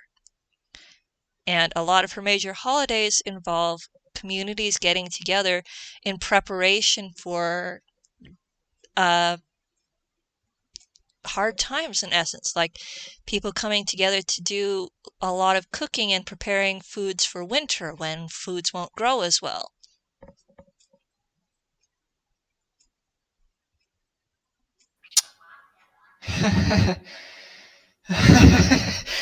It's this weird moment where they giggle a little bit and then they just start to laugh a little bit. Not in a mean way, but in a like, oh my god way. They're laughing. It's a strange laugh. It's a very for the moment. You can hear the angelic bloodline in the laugh. It's a lot more noticeable there, but it's this laugh that goes on for like 7, 10 seconds and slowly fades away until the space of stars return. And But Kirian is just sitting there looking very amused and a little bit surprised. of I course, take it you've heard of her? of course, of course, of course, of course. Of course, she would come and find a lost, wandering person with no home, and have one of her followers come and find them a home. Oh, that's so ironic. Oh, I that's. I was raised around her. My I I grew up in an orphanage, and our matron, the one who ran it, I'm fairly certain she was a very devout follower, Mama Tia. Uh she taught us all, and she always gave all of us a home. She dedicated the orphanage to it, I believe. That's. Yeah, that is true. I presume then that means it actually had a hearth. Um, yes. Well, yes and no. I believe this will sound funny, but she had said that any place where one can cook is close enough to a hearth for worship. I know that she had a very large brick oven that she would bake in. Yeah, brick, ovens, fires. Fi. That's. That's right. They tick for a second. You can't have all those fires in cities. You have to heat their food up. Probably closed, contained. You get the realization that they're trying to figure out what a oven is without knowing what an oven is. They call them ovens, and they use electricity instead of fire. Ah, It's they use metal to heat the inside of it, and they use the electricity to heat it. And Oh, then, that's clever. yes, some places. The bakery I work at has several.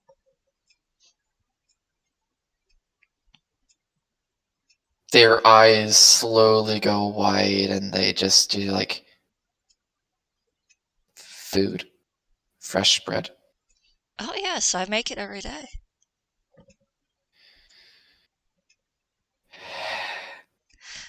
There's they shake Perhaps, themselves like, wait. perhaps later on I can show you the bakery. I doubt Sammy will mind. No, not yes, fresh bread. Haven't They had do fresh sandwiches bread too. in San. I fear if we keep talking about sandwiches, we're never going to go back to the root of this.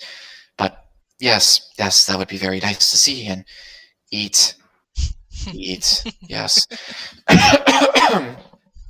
Apologies. They recompose themselves. You realize as they were like talking about the food, their hands were kind of lowering down, and a little bit of one of the Kirian, constellations were kind of like Kirian kind of, splashing. Kirian kind of puts two and two together and very calmly sticks a hand into the sleeve of his kimono coat, his happy coat, and abruptly he pulls out a bag of sandwiches and very calmly pulls one out and hands one over. Does not actually say anything, just kind of smiles amusedly and hands him one.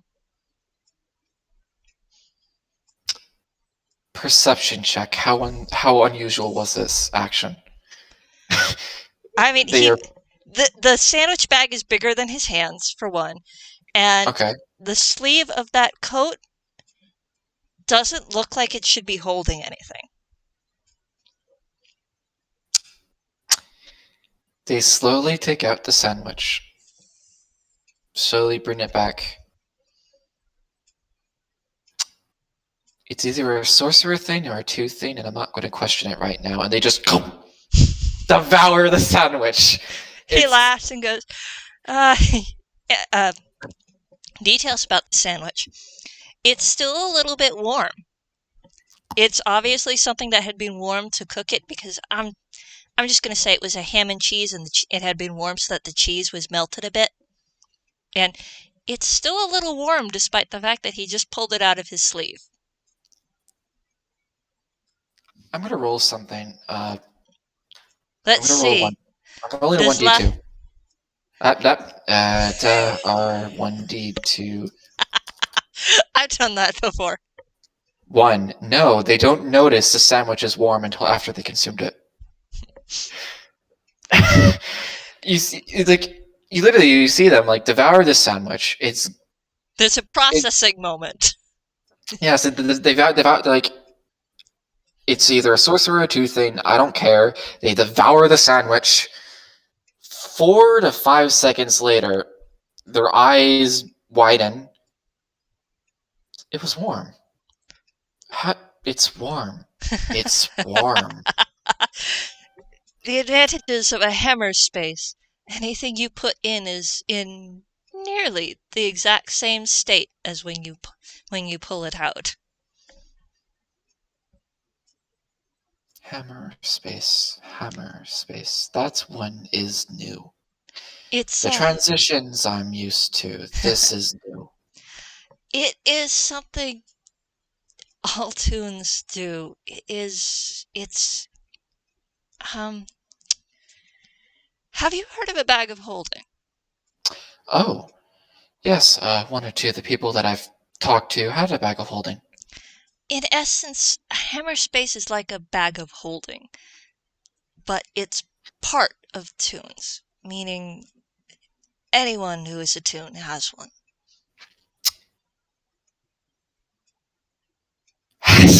Do you see them suddenly, like, for a second, there's this harsh tone. Nope, you don't know this language. It's not the lighter tone earlier. They say something like, "That's where it went."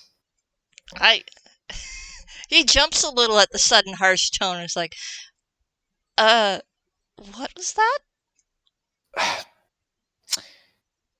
A question I've been asking for about 26 years has finally been answered, and I know now what that tune did. That is extremely clever. I can't even be mad at that. Heck. Ah, There is a size limit, though. I think, there was someone who did measurements for it. They said, um, 3 foot by 3 foot cube. Basically, anything that's more than 3 feet wide, 3 feet tall, and 3 feet deep cannot be put into a hammer space. It's too big. that's very much big enough to have put in a crystal and about 50 silver. That was a really good trick. Wait, Heck. did you get robbed? I, it, okay. So this is a story. I have lots of stories, but there Oh, is this yes. there is this wandering. I was in one of the, I think it was the edge of the desert this time. I don't think I fully started to get into the desert, and I ran into this group of two or three, and one of them made a bet against me that they couldn't make my druidic focus disappear. And I don't think I was in Inkwell that long at the time, and I was like, Oh, "You're wearing like nothing. You have like short shirt and you have no sleeves and you're wearing nothing and like no way you they can't do used the this." hammer space to con you. I maybe. I mean, for all I know, they took this. Like, you see this crystal? It wasn't used to be this pure and crystal clear. It used to be a lot more, almost an amethyst, but it's like amethyst like thing. But they happened. They took it and they took the giant. They took it. It's like it's the same size it is right now. You see it? It's like this Certainly crystal, big, certainly bigger than my head.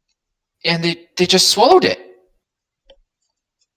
And I was just There I is. couldn't figure it out. I'm sorry to distress you, but did you say swallow as in actually put it in their mouth? Yeah, is that not a common hammer space thing? Um, Not for everyone. It kind of depends. For me, it's it's whatever coat I'm wearing.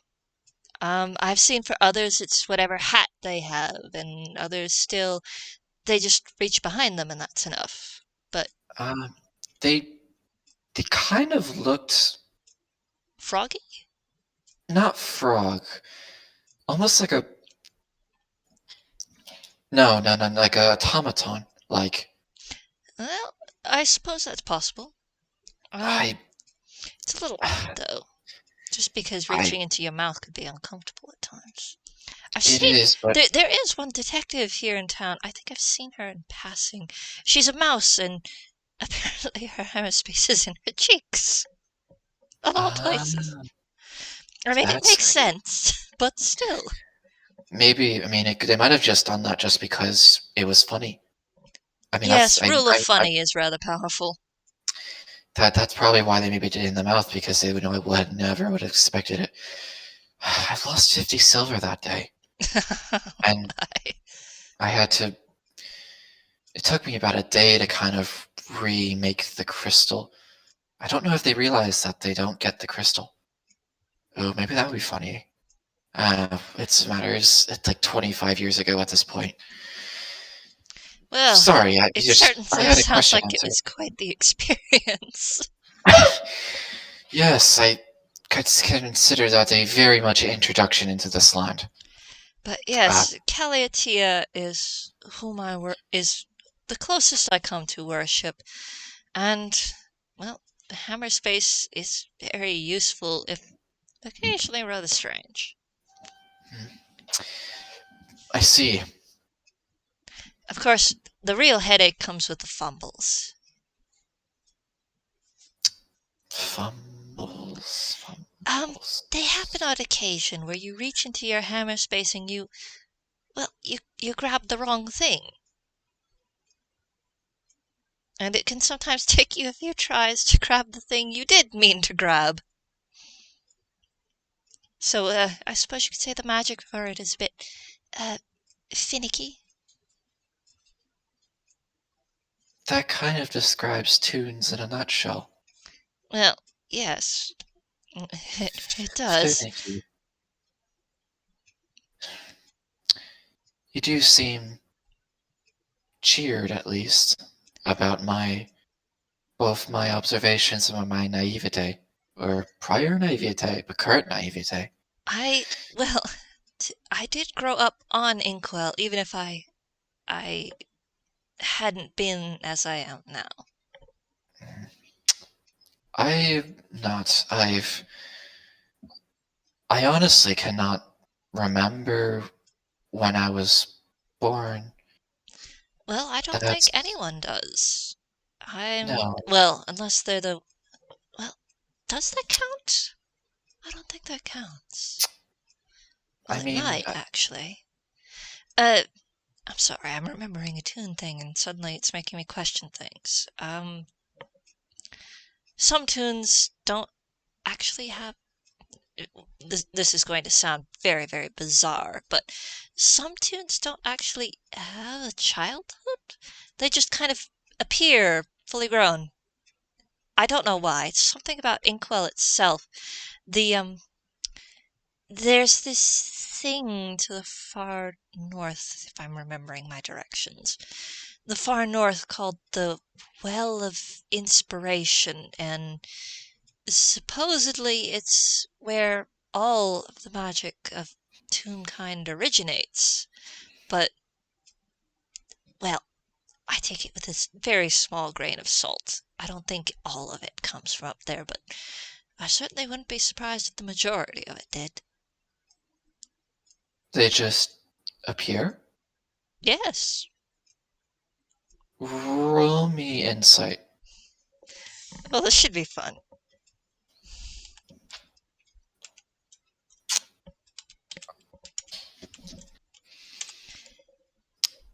13. That's better 13. than the other insights he had.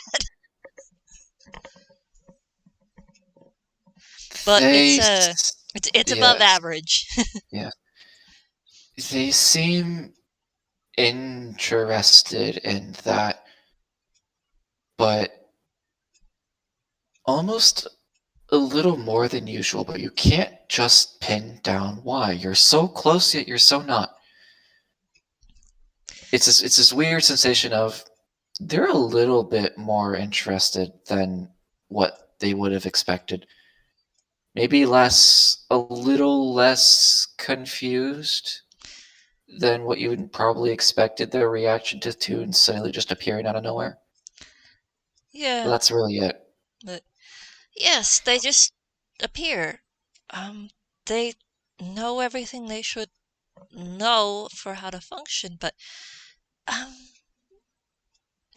I've only met a few in passing, and usually they don't really know what to do with themselves rather often. They know that they're there and they have names and personalities, but they don't really know what to do with themselves. Uh, It's a lot of them, at least the handful I met, were well, they were usually traveling trying to figure that out. Huh. Almost in a sense they chuckle a bit. In a sense, you could say they would be like me, just wandering with some sort of intention or guidance. Uh, Huh. I, I suppose. I I've just realized I apologize if this sounds a bit odd, but I'm not entirely sure what you are. Would Oh, oh dear God, I must be so confusing. oh, Um, and I I mean no offense when I say this, but everyone is confusing in some form or another. good. I I'm Aasamair. Uh, Okay, they're elementals of a form, yes?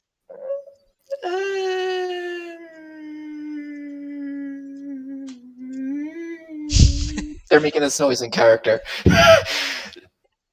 I take it I have hit way off. No. Well, ah, you know what? I guess maybe if I just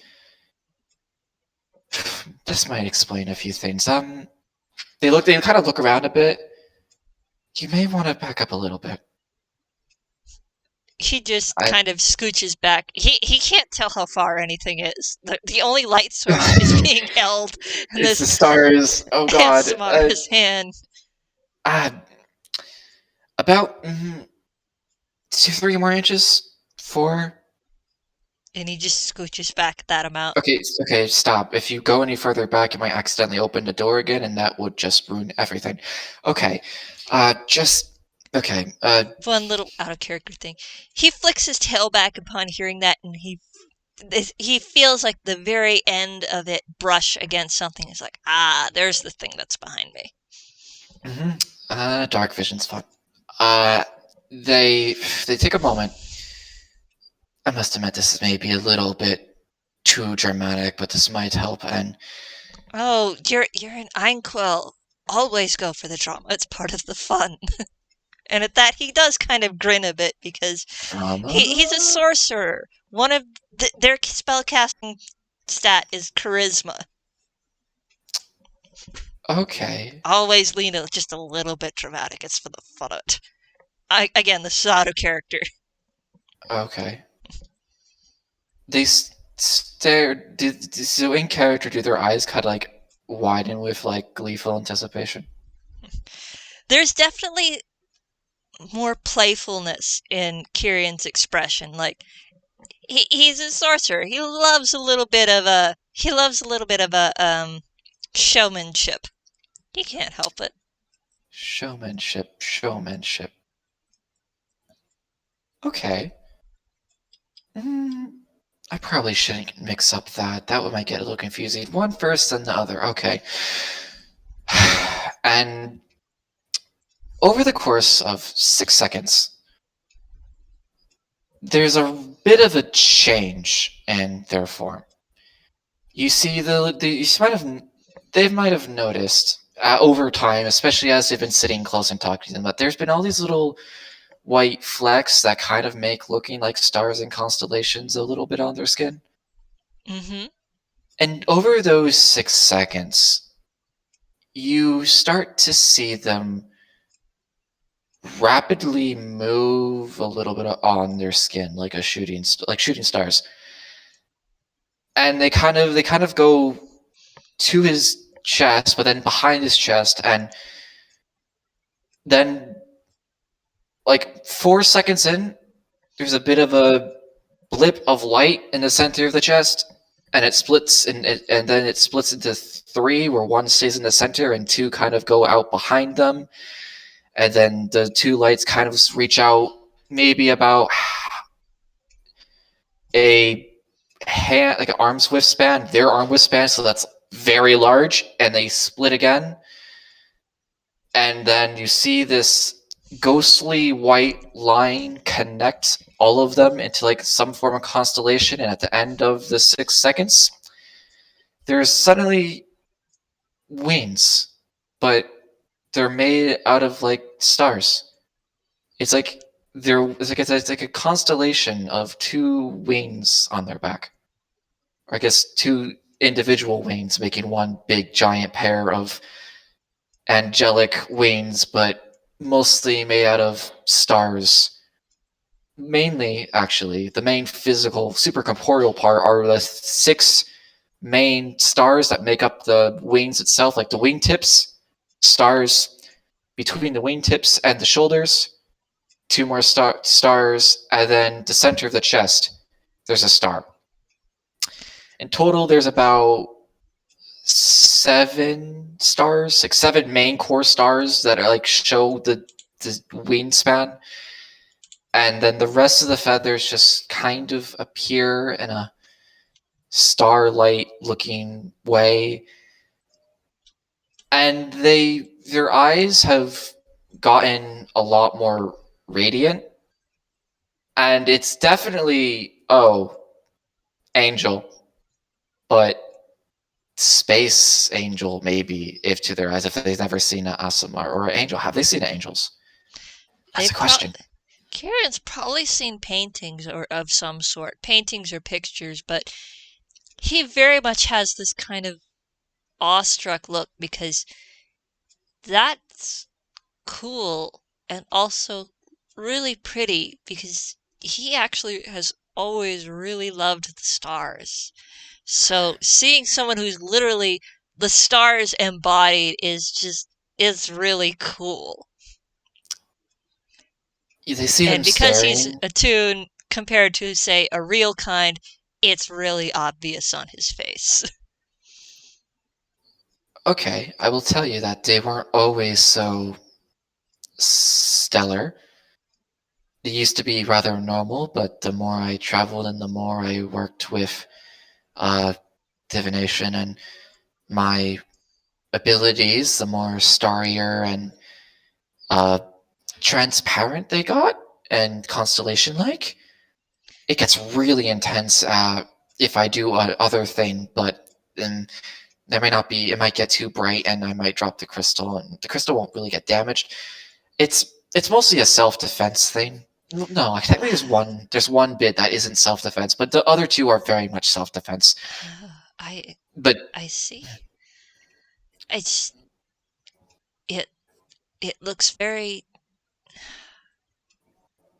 it looks very amazing. At least as someone who is incapable of such things.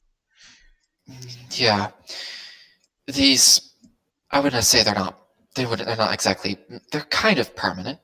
I have them, but mm, I can only really bring them out like this. Uh mm, technically, well, okay, fine. And you see them jump a little bit, and they are hovering. Their wings are moving softly, but their head is very much now against the roof, and they're just like, "Oh God, I shouldn't have done this." The tent is Land, shaking, land, why don't you? I and was you're like, just, it's not the first time I've seen someone with wings. It's just "Oh, the stars are very impressive. oh, Sammy has a pair that he flies with.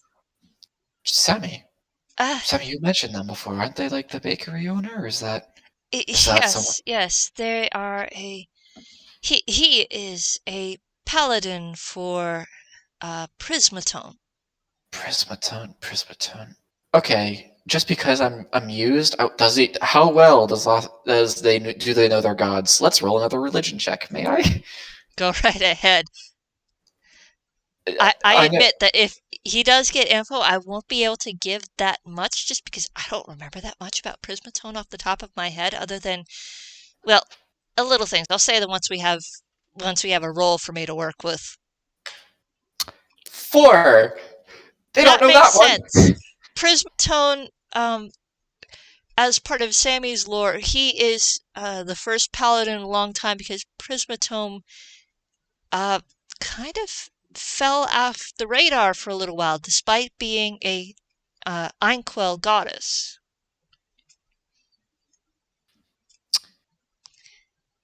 So So they you have don't. no idea who that is. Yeah. So they Just don't that really. apparently they are someone that can have a paladin. Yep. They kind of settle down. I I do like flying admittedly, but these wings, although part of my nature, they don't last very long. Maybe. Well, they kind of. Gosh, it's like how your hammer space, you gotta pull something out, but it's like sometimes you get random things, like you told me.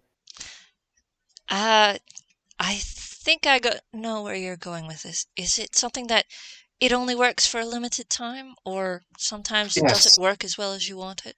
Yes, Uh, I have a few spells with time limits. yes, limited. It's not a spell. It's innate.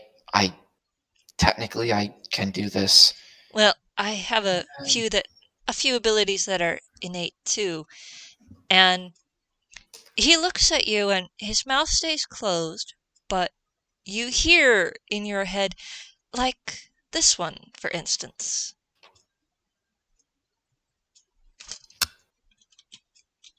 Do you see that one of the star feathers twitch?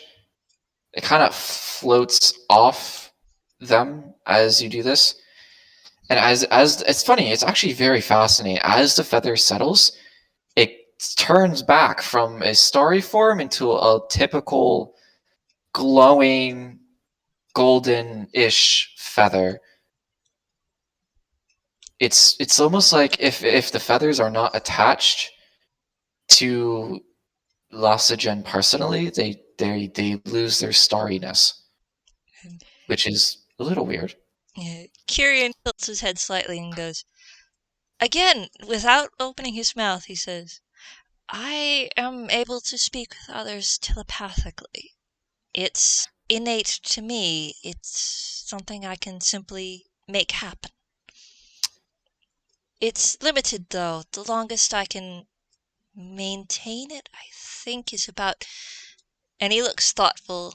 Still, without actually speaking verbally, he continues, I think my maximum is about 7 minutes. Can they respond mentally? Do they know? Yes. Then mentally, oh, this is going to be weird. Oh, yes, it is. Again, he's still not speaking. In your head, you hear a slightly different voice. It's very much more angelic, more holy. Is this what they sound like in their head? Maybe. It's this very much older voice. It's still Lausijan. It's clearly not as someone else, but it's like perhaps that's what they sound like when they think to themselves. And it goes, then you beat me by at least 6 minutes. Oh my! And at that, he actually does speak out loud and kind of lift a hand over his mouth. Because, oh my, my, that must get frustrating at times. Well, it's not too terribly frustrating. I mean, I like my wings. I can fly quite fast. I don't usually need to fly. As I said, most of this is if I am threatened or, well, if things. As he explains this, you see the wings start to fade and almost like the constellations at the tips start to fade out away. And you're like, look, there it goes. And the stars constellation slowly fades. A little bit of star dust kind of falls out of it. They kind of shake the wings one last time, and they just kind of fade away into nothingness. And they're standing again. And the specks are back on their skin, but they're in slightly different positions this time. Yes. Well, it's mostly self-defense, getting out of bad situations. Yes. Sometimes enjoying a minute of freedom. Yes, Oh, I dear, I could see how that would be both useful and, well, freeing to a degree, I suppose.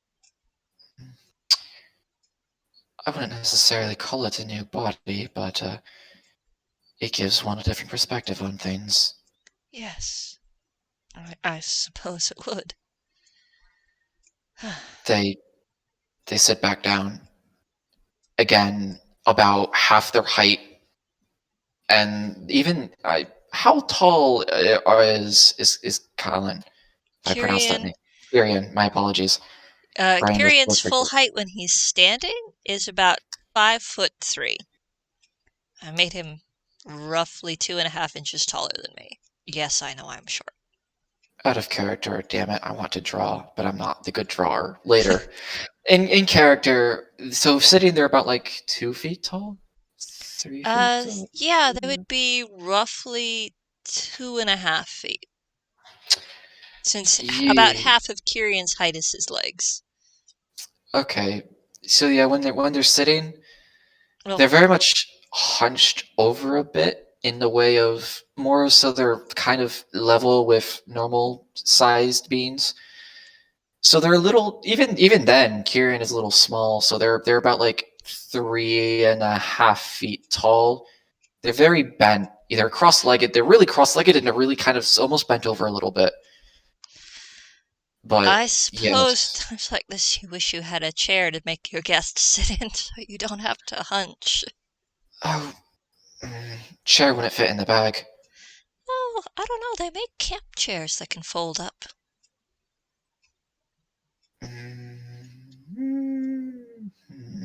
Yeah, future thought, I suppose. Maybe. Uh, But I yes. suppose we've gotten a bit off topic. You had mentioned something about things you wanted to ask me, if I remember correctly. Yes. Though you might have answered quite a few of the questions already. I admittedly do like to ask questions to stars, but I'm not sure. Maybe do you? You might have some questions for yourself. And I guess if I guess I should go back to a point. Perhaps I've repeated this already, but a lot has happened. A lot of distractions. Oh, there's just so many things to You talk about, aren't there? There is. Maybe this place won't be so bad after all. But you said I'm one of the only people who've realized this out of Yes, body. yes. Until about this past midwinter, I was traveling all of the time. I was afraid of staying in one place, but there's there's so much happening in Villestown. I felt like I could take a chance to um, stay longer than usual. I see. And you're certain, at the very least, that the person who did this to you. Well, maybe you're not certain. You didn't seem certain, but you seem like the person who did this to you is not friendly and may be looking for you? Oh, I don't know if they're. Yes, they are looking for me. I found out a few months ago when I was still in the vicinity of Toontown that they had put a bounty on me. Oh. Oh. Yes, it A good thing you're friends then with detectives. yes, or at least with one. It it didn't seem to be a lethal bounty, but I know that they're keeping an eye out for me at the very least. It's concerning. Well, perhaps then would wouldn't I do admit this is a heavy question to ask. I think you're very much in distress. This might help or may hinder, and you are free to say whether it will help or hinder. But would knowing that individual's true intentions help your state of mind? I I don't think I want to know at the moment. I remember they had kept me for a while, and they had been talking about trying to make or to recreate something, although I couldn't make enough sense of it to figure out what or even really what they were trying to do. But it seemed, this is going to sound very depressing, but it seemed I'm going to, out of character, I'm going to roll something really quick to see how well Kirian is handling forcing to think about this. They're watching. Lausijan's watching very closely. Yeah. The- I'm going to do what Spec does, which is roll a wisdom save to see how they're dealing with the thing that is really difficult to handle. 7. Not well. Um, Well, he's talking, but his eyes have gone a bit unfocused, and he's shaking a bit. And he's, if you had to guess, he's kind of struggling a bit, trying to force himself to think about it without panicking. Or, well, not specifically panicking, more being overwhelmed at thinking about it. And he's you not really doing too well on the not being overwhelmed part. you see Lausijan slowly move the crystal forward. Hold. Excuse me. Please hold this for a second. Do you mind? And he looks at you, but he's still kind of got that not quite focused look, but his shaky hands lift up, and he very carefully just kind of wraps his hands just a bit above Lausijan's. He doesn't actually try to take it, he just kind of sets his hands there. You see, like, a good quarter of the stars blink out. Slightly less stars now that there's hands are around the star emitting device, but there's enough of a glow. And they take one of their hands, and you see them. They're casting something. It's very weird how they do it. They go out and they grab a star. They draw a line to another star, a line to another star, a line to another star, and uh, do they know the spell guidance?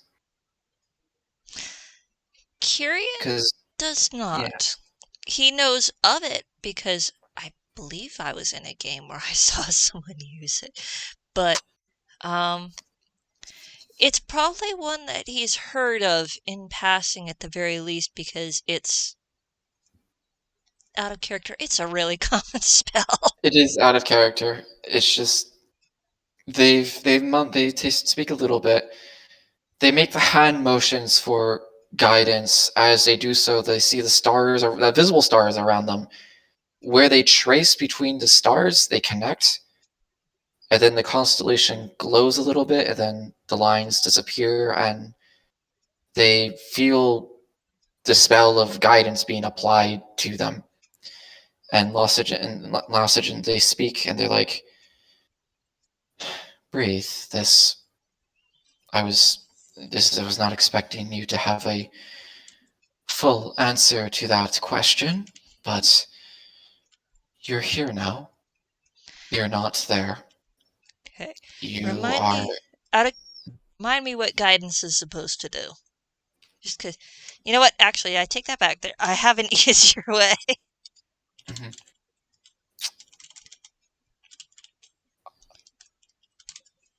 Is that how it's spelled? Guidance is a concentration. Okay. You can. I guess I touch a willing creature. I'm assuming they are willing because they accepted the crystal. Mm-hmm. I'm basically, essentially, before the spell ends, the person out of character, the spell itself says you can roll a d4, add a number roll to use one ability check of its choice.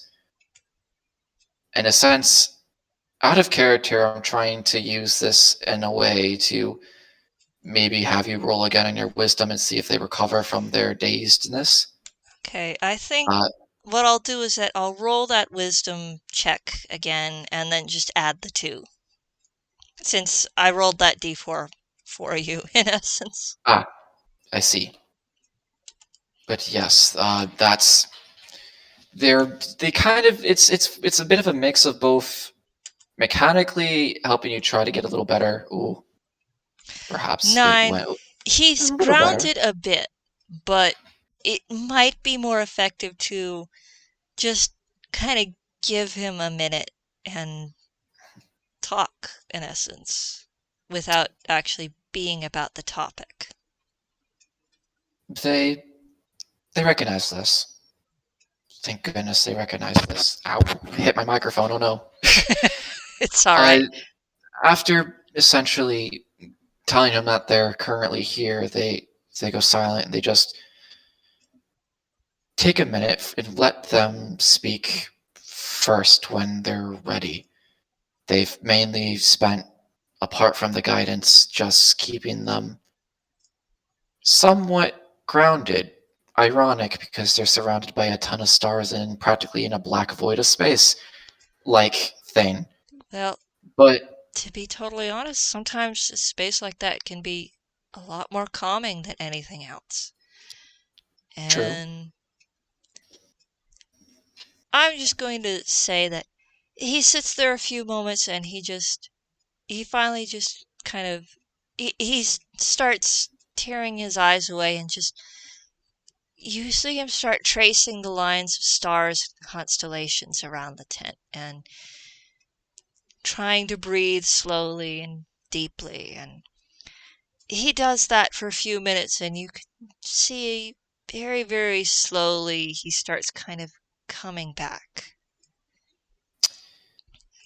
Finally, he says, I know they were trying to make something, and what they did to me was a means to an end. I just don't know what that end is, and I don't want to go back to find out.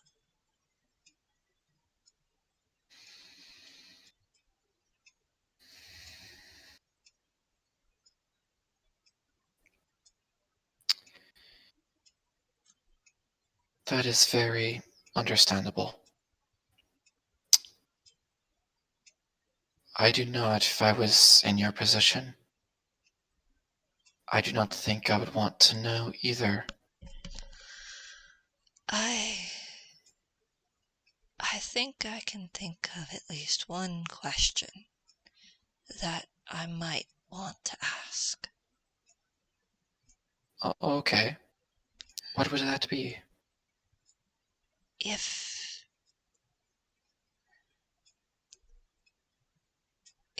I should start looking to make sure I have help if that comes. I don't like talking about it, but I know I can't escape forever. These things have a habit of coming up when I least expect them to.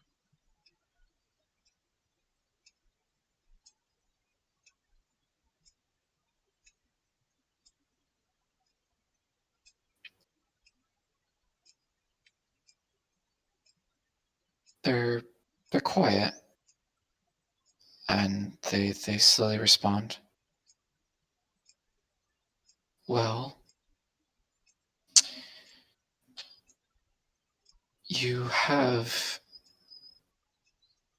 your detective or your employer. Would you consider them someone you can trust? And Kirian takes a slow breath and he goes, Yes, in fact, funnily enough, that kind of thing is his specialty. Abductions. And I the Sammy you keep mentioning. Do you trust them? Sammy and the detective are one and the same. Ah, They Yes. kind of they didn't. I don't think they've realized that. You, huh? And he actually kind of gives a laugh, but it's kind of faint and a little bit shaky, and goes, "Yes, I suppose I should have mentioned that. Uh, there's yes, Sammy, when he is not owning his bakery and sandwich shop that is open for anyone with or without coin, he is a detective specializing in kidnapping cases."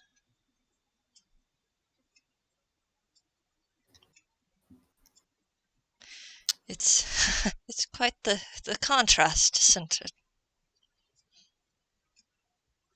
They're very wise to do so.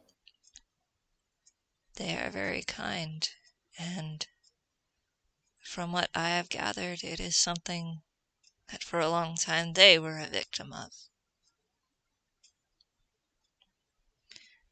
So now they use the skills they have to help others.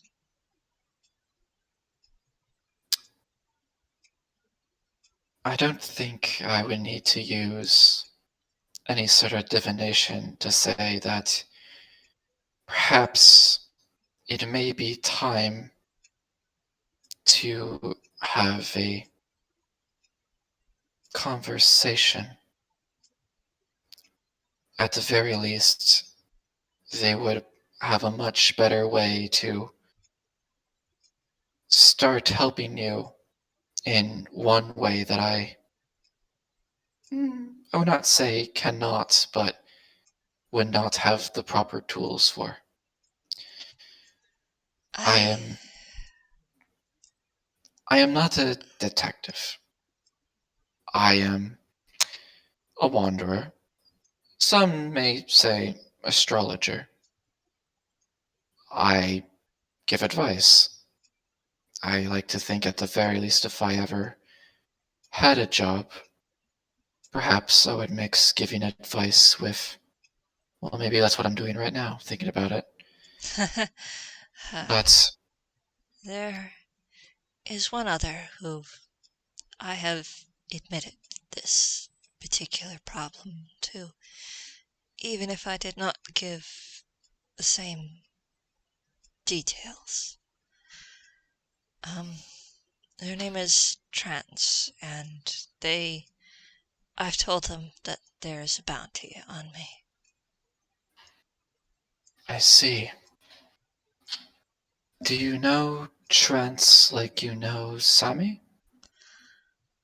No, but I know I know they are kind, and I know that they are familiar with trying things as well, even if neither of us went into detail. It's it's you you can recognize that kind of things when you deal with them yourself. Intuition. Yes.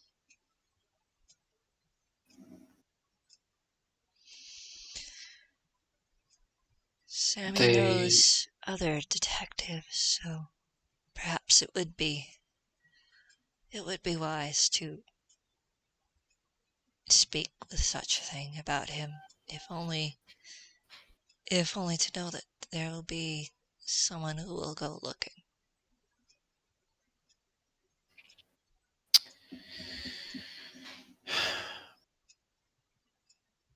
I think perhaps this this may sound strange, but do you know the story behind your bounty? I I know some details from someone who almost collected on it. I presume they did not go into Villestown. No, I met them in a town near Toontown on the other side of the continent from here. I Then eh, it was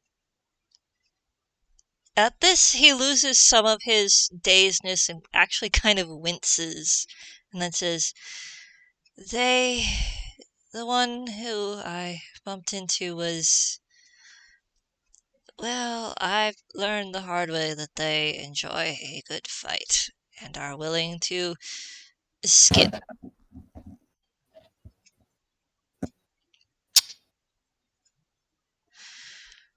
I am not a good fighter. I would like to think that I am not exactly a fighter either. Uh, I think I just know how to defend myself well just because I've been here for so long. Can I But ask hmm, one little thing in character or out of character? out of character? Would you Okay. like to roll insight on that to see if you can get a little bit more than what he said? Okay. I was not expecting to want you wait for me to learn more details. Thought I've already dragged out a lot of your backstory, but okay. More lore? Question mark. Not really lore so much as, oh, 24. Yeah, You're you can tell by him saying, "I am not a good fighter," that what he meant was he got his butt kicked very thoroughly. okay. Then let me see if I can do those little words. And he's honestly a little bit embarrassed by how thoroughly and efficiently his butt was kicked.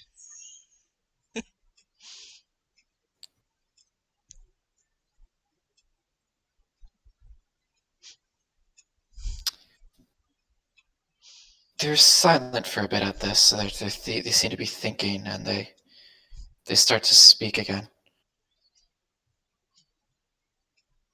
Hi, have you heard of fables before? Have you? I've Re- certainly been told many. I. I.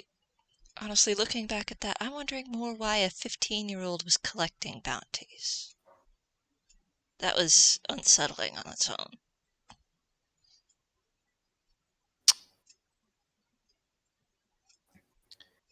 there's a fable, a few. I'm not sure if this is one that has been told to many or just one I've picked up on my travels, or maybe it's one that's has come to mind that has never existed before.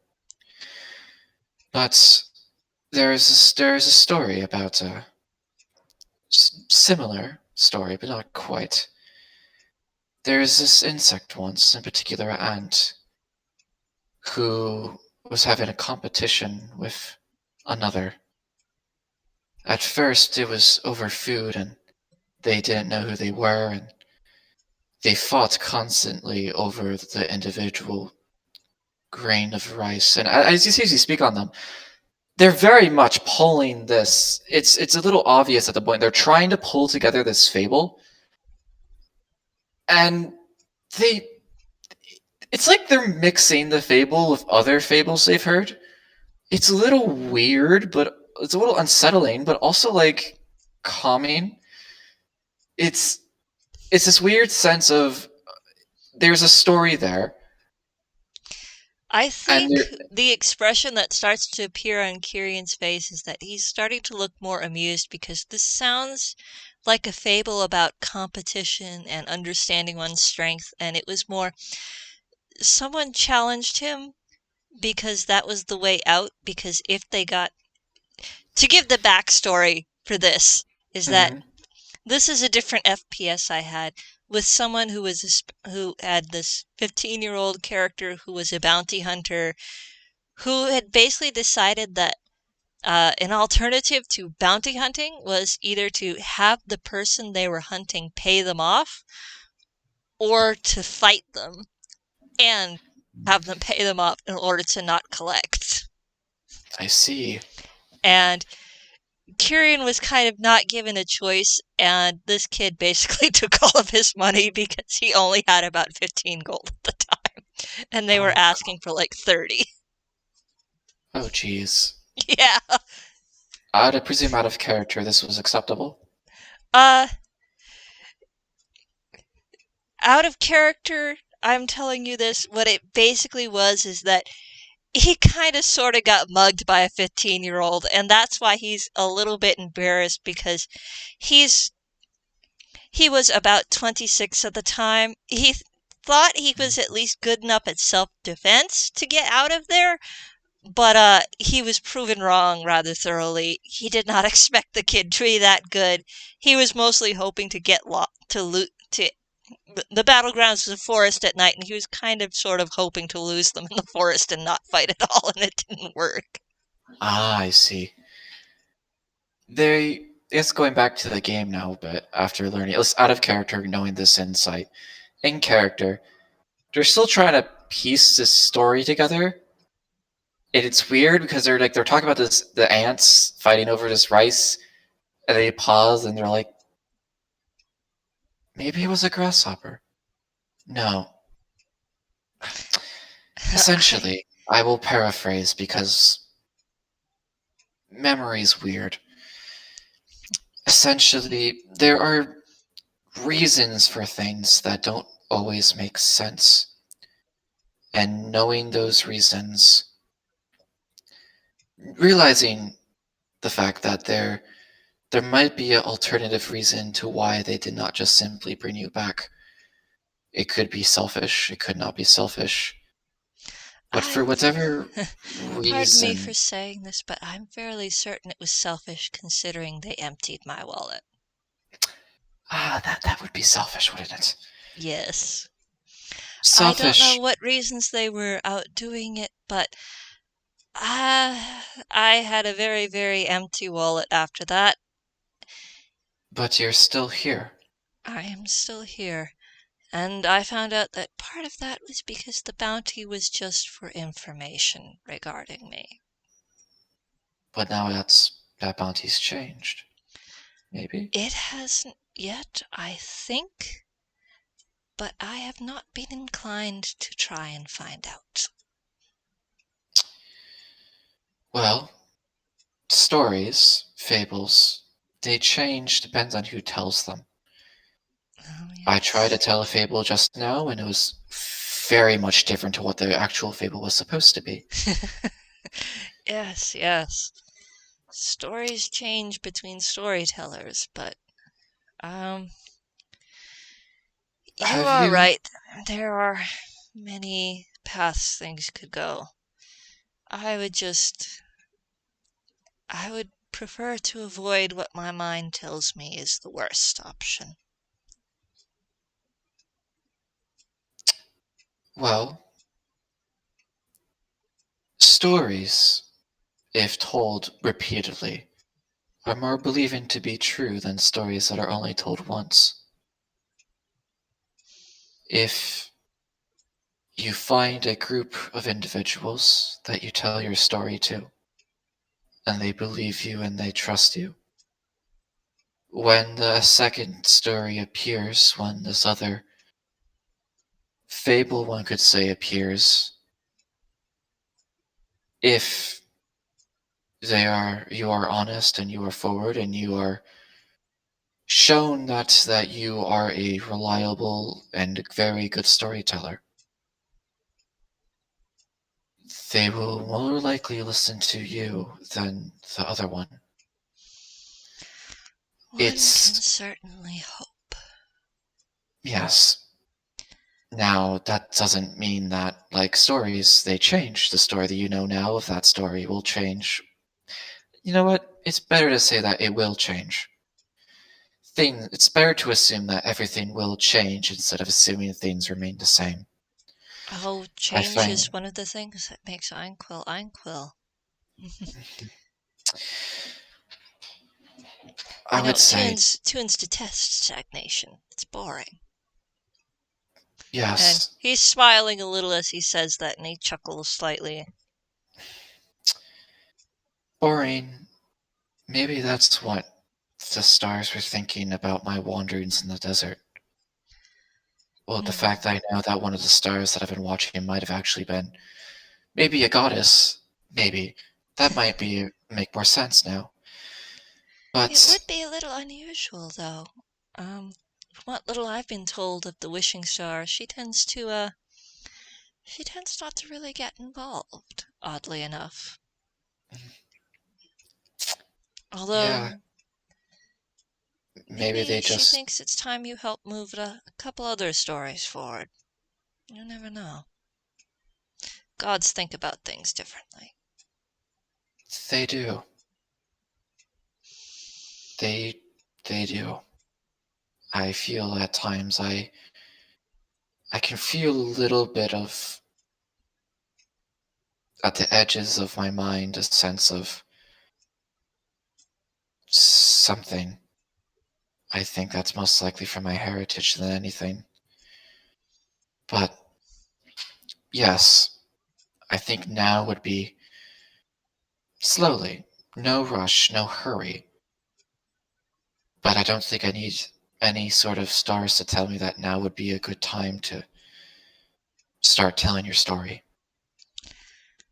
If that is one piece of advice you are willing to take from this, It that I it that may now be may be a time. difficult, but It it will be. Uh, it's I funny, I think at actually. the very least I can try to tell some of it. I'm sorry, I That's keep interrupting you. it's fine. I I can go on a little bit and ramble. I'd just like to know that I think this might be one of the first times I would see the end results of my advice.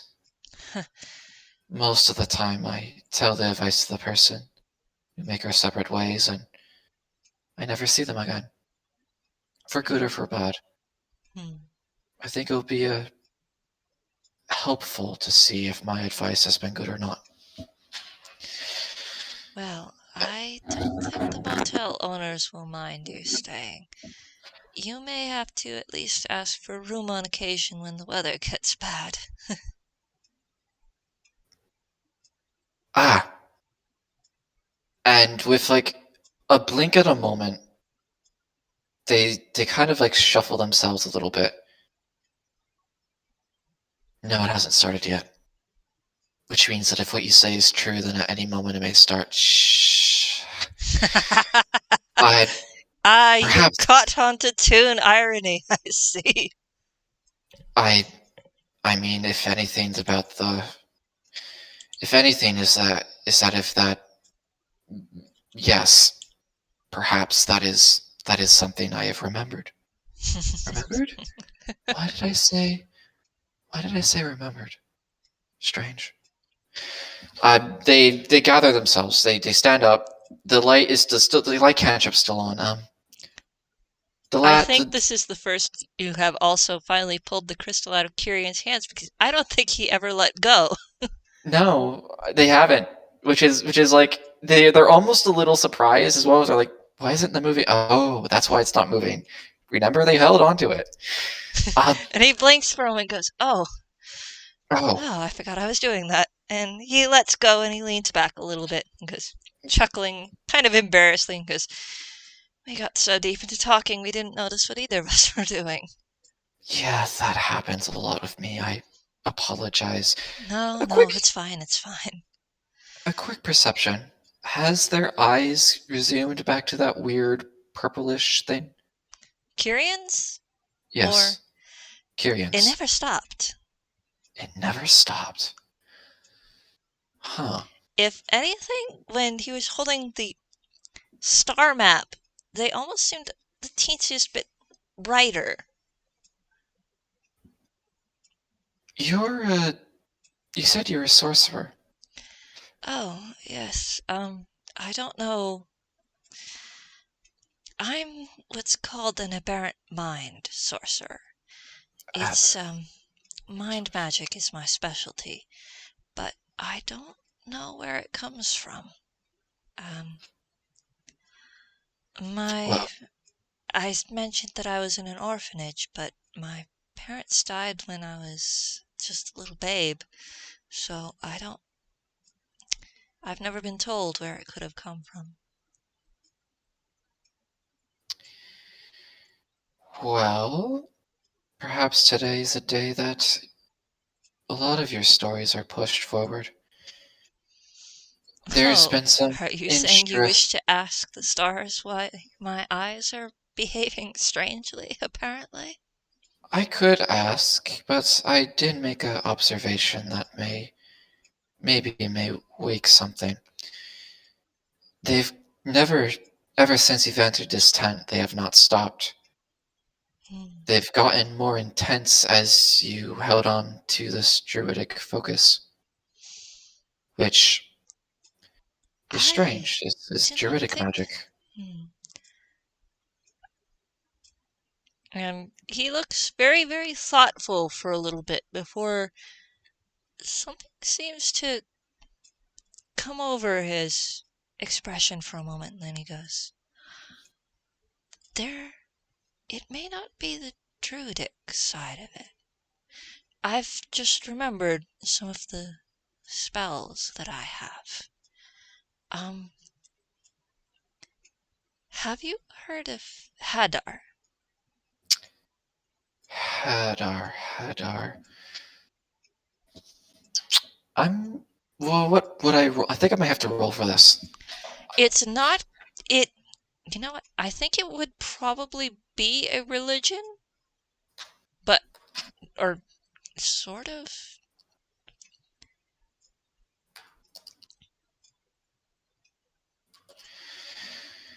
Hadar. Well, Hadar. Out of character, I've heard this name before, but I don't know where. It sounds. I've heard. What comes to mind is broken chains, but that doesn't seem right. I think I would be best for me to roll because in character I would not be sure. Let's see. It's all right. Hadar? 12. A little better. You have heard the phrase Hadar. You've heard of it in conjunction to certain spells. There is one that you have heard of in passing called the Arms of Hadar. And it's kind of an offensive spell. You know that it has a psionic effect, which basically means it causes psychic damage. But that's about all you know about it.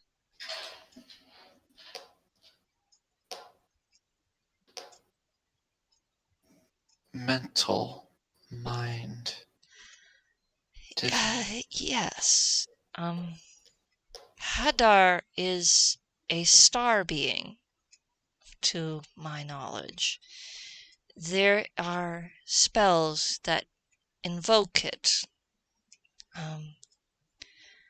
I know two of them by instinct. Arms of Hadar and the Hunger of Hadar. This is something I had to research on my own. I don't even remember why I felt the need to research it. I think I might have just Uh, been researching magic because I was trying to figure out my own back then. But I'm getting off topic. did, Hadar is a star being that it it's unpleasant most of the time, but it uh, it can be invoked by summoning aspects of it, and that is what the spells do. I'm not the only one capable of those spells. In fact, there are many others who can perform them, but I know them purely by instinct.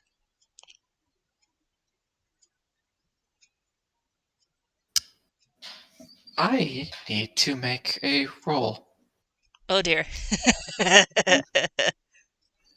I am going to see something. And if I do, let's see. This is just a straight intelligence, which is... They have a +2, which is weird for a druid.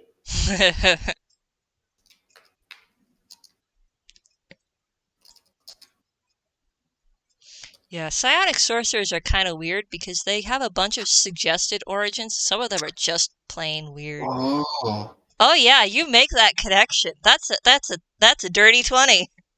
Yeah, you make the connection. It's the constellations and the connection of space that are causing this reaction in the sorcerer in front of you. He has something from space, or at least magically connected to space in him. Humor me for a moment. Can you try and... It's weird for a moment. They kind of like... I mean, I guess you might as well try to kill two birds with one stone. If you really want me to, if you want to, I mean, this is kind of killing two birds with one stone at the moment. Do you know to spell divination? I, uh, out of character, he does not, but I feel like I need to check something because I thought I had something. I know I've connected into. No, that's not what I'm looking for.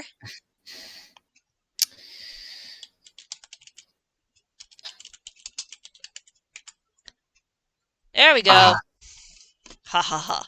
This is the thing I love about using Arbory. Mending, Mind Slivers, Sword Burst, Arms of Hadar, Catapult, Dissonant Whispers, Expeditious Retreat, Hideous Laughter, Mage Armor, Witch Bolt, Calm Emotions, Dark Vision, Detect Thoughts, Misty Step, Tasha's Mind Whip, Dispel Magic, Hunger of Hadar, Intellect Fortress, Sending, Evard's Black Tentacles, Polymorph, Summon, Aberration. That's one I haven't used yet, but one of the things that Kirian can summon that I intend to flavor once I actually do it is mm-hmm. a Star Spawn. Huh. Interesting. Out of character. Haha, I've yes. also, for the record, I've made a roll that I wanted to see if I would have to maybe do that. It's a thing for Star Druids. It's Cosmic Omen.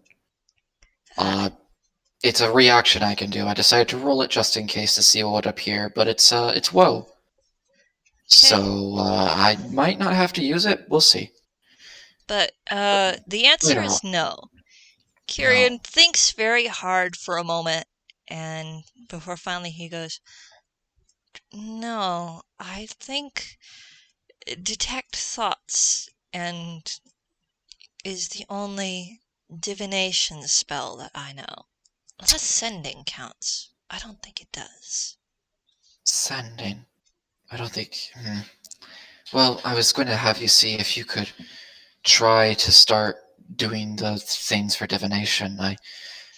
These No, crystals, no. my My crystal and my magic spell. is very heavily mined.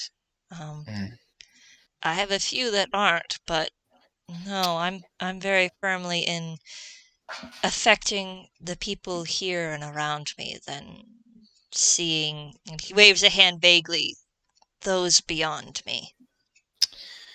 Well, perhaps then maybe not so quick. Maybe perhaps... I... Is it safe to do this? I should really check if it's safe to do this before I just go into divination. One moment. They step back. You see them put the crystal down, and they start casting They start casting a spell. They kind of literally they take a hand out. They start dragging.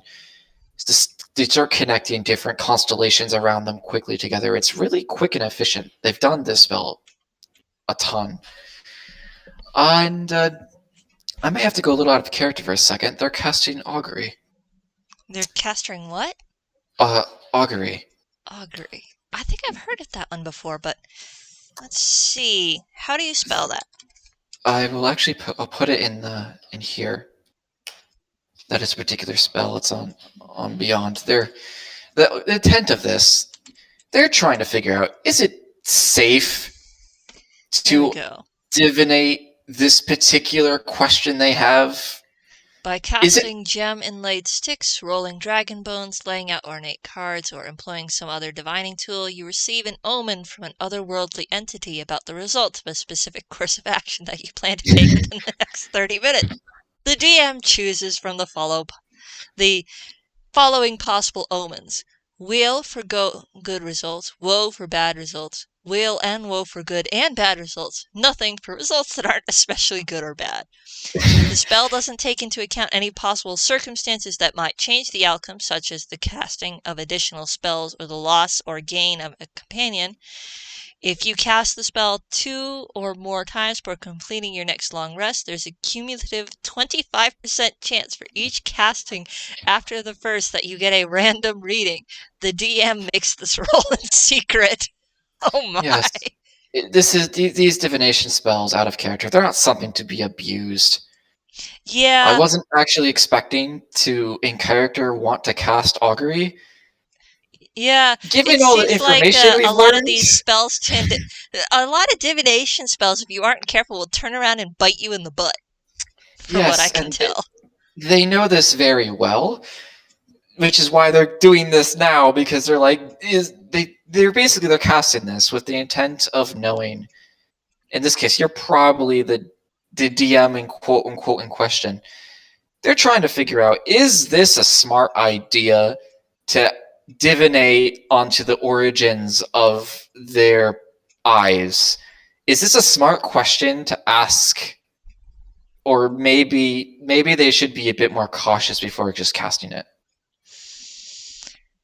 Um, I have to admit, out of character, if you cast this particular spell, The divination. the divination, you're only going to get really, really vague stuff. You might get a few snatches of something that might give you more details, but overall, you're not going to get any kind of definitive thing or a clear-cut thing. That's very understandable and also kind of what I expected. I never It's expect any not sort of divination to be specifically straight. dangerous from Kirian himself, but there could be some stuff that might look dangerous. So in that case, that sounds like Wheel and Woe? Weal and woe. Wheel and Woe. Oh boy, how do they interpret that? It's not instantly dangerous, but it might make you antsy for a bit.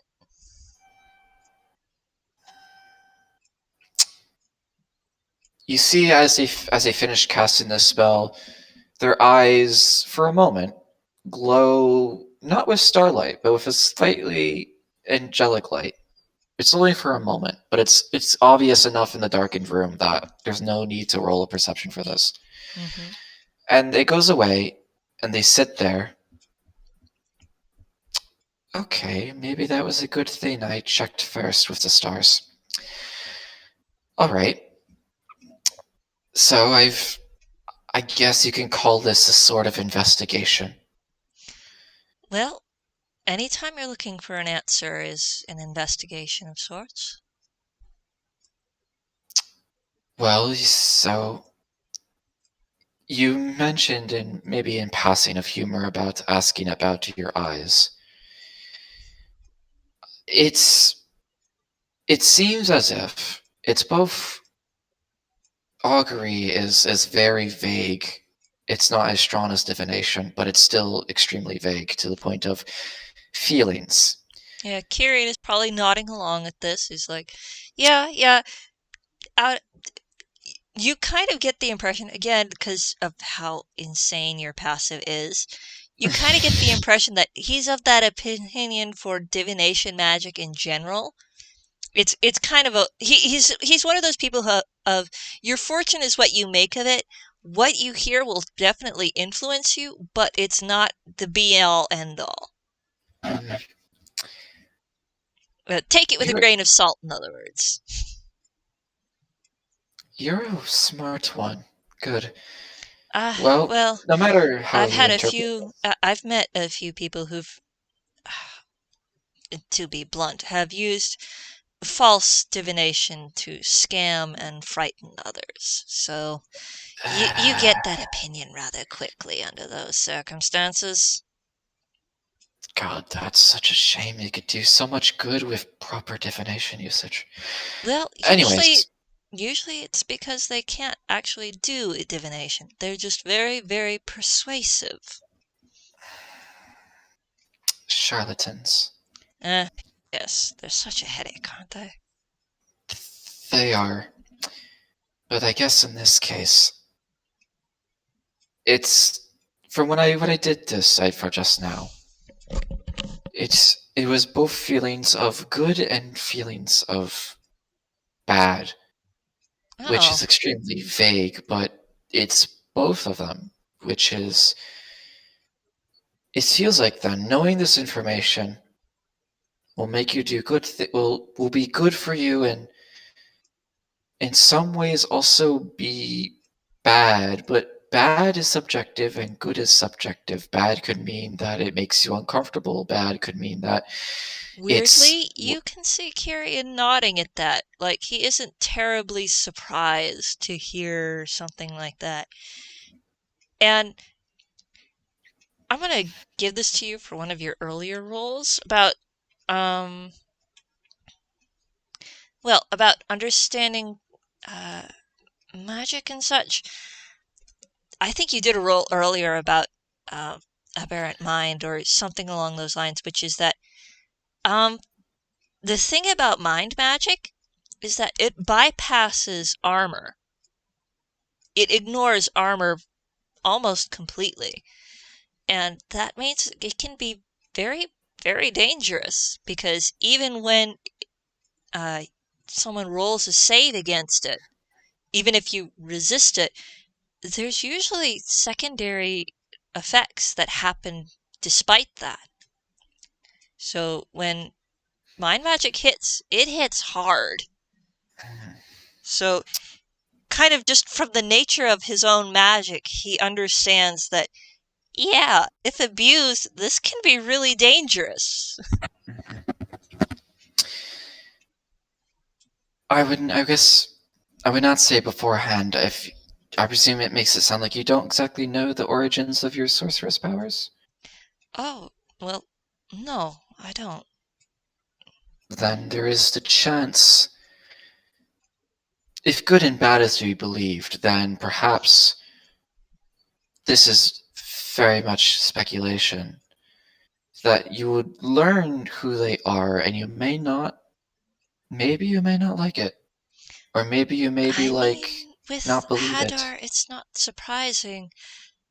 You tell me, quite, Mhm. tell me bluntly, do you know what Hadar is?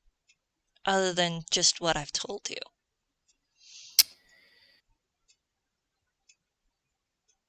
This is going to sound extremely strange coming from a druid, but they pause for a moment and they're like, a black hole in a white hole. Yes, in essence. Hadar is a dying star, and it is sustaining it, according to the things that I have found in research, it sustains itself by sending envoys to devour the energies of others to survive. It is a star that does not want to die. So, yes, it's frightening to imagine such a thing. I don't know if I'm connected to it. I deeply hope I am not, but it's dangerous. So I do understand more than people may give me credit. Which means that you may also understand why there's all this connection between you and Hadar. It may not be, well, well, it's I hard could to tell. I mean, there are plenty of other beings that can be tapped into that no one has an actual connection to other than possessing magic of a similar vein. I mean, Tasha, for example, has had no hand in Toonkind, yet every single toon possesses Tasha's hideous laughter as an instinctive spell. Hmm. Out of character, Tasha is a daughter raised by Baba Yaga. Ah, So that's why it she's a seems very familiar. powerful, very dangerous witch, and yet all toons know her spell, yet she's never had a hand in them. So he's kind of the perspective that it's most likely a bit like that. Hmm. Well, I guess I could also point out the few more obvious connections of not wanting to die. And, well, you're back not willingly. Maybe that was. Nah, I should not speculate any longer. I think it would be wise to at least, before I muddy the use of my augury, maybe let you decide if you think this is the best course of action. I mean, as I think it's always wise to make sure you are ready itself for the information before the information is given. Out of character, I'm going to basically flip a coin. What do you do? He's going to ask. He's going to say, I'm here. I I've I admit one of the reasons I went looking all of those years ago was that I wanted some idea of how and why. Even if it's something I don't like, it's a question I've always asked. You hear them breathe, and they kind of settle into a, frankly, professional manner. It's weird. For this very out of touch, not used to proper, not to say proper society, but proper mannerisms, there is a sense of professionalism that falls over their visage when they say this, and they're like, "All right then, I presume you. If you have any more questions about divination, now would be the time to ask. I do not want your expectations to be overblown." He kind of thinks for a moment, then says, "Well, to be perfectly honest, I don't have any expectations. I never seem to know what to think.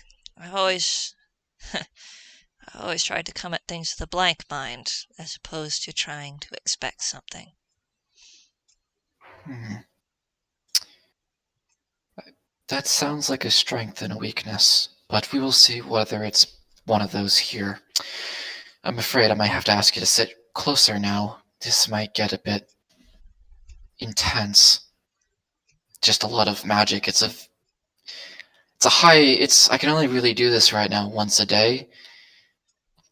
Hmm. Probably for the better.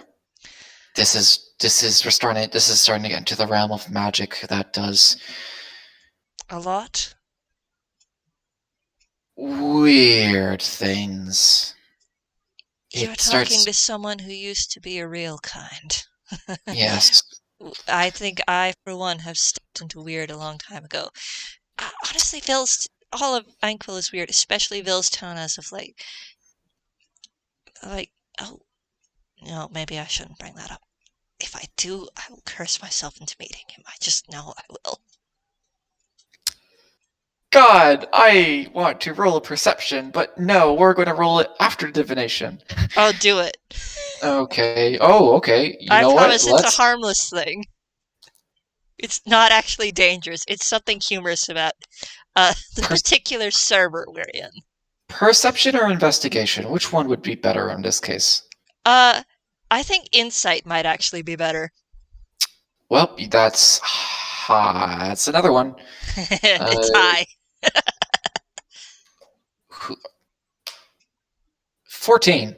All right, respectable. Natural 8 I plus think 6. you're at least curious enough to wonder who this him is because there's a lot of people who've been showing up in the papers, and you think that he's not referring to someone who isn't well known. They make a note to themselves to see. Find the mental note for themselves. I'll say this out loud for the humorous. Find the local bulletin board that has the latest news. Like a I mean, literal bulletin board that one would put in a typical, well, very old-fashioned tavern and not a newspaper. They may you'd probably not. find those in the out of character. He'd probably find that in the library. Oh, true, I mean, true, this is true. speaking as someone who is the daughter of a librarian. A lot of local news, actually, local events, and is found in the library, and all newspapers always send a copy to the library to have in their records rooms. Then yeah, they would know what that is. That's good to know. Okay, so check local newspaper for possible him. Is the mind is set right now. They don't make a show of it. They just simply start to step back, breathe, uh, reapply the light cantrip just so that the light is more focused. So they can see Oh, see better. see better. Yeah. I don't know how long the light. I mean, light cantrip can last a while, but I think they would probably recast it again because it's a cantrip and they just want to keep it going for this weird magic. I think he would. I think Kirian would look up for a moment and simply ask, "Do you need a little extra light?" I don't think I'll need extra light. Too much light might actually be bad. Uh, Um, would it be easier on you if I casted one of my light spells? Well, it's not technically light, but it would brighten things up a bit without making them too bright. all right. They. I will still need to hold on to the crystal, so maybe in this case, they kind of think for a moment. They never really done have someone else offer this part.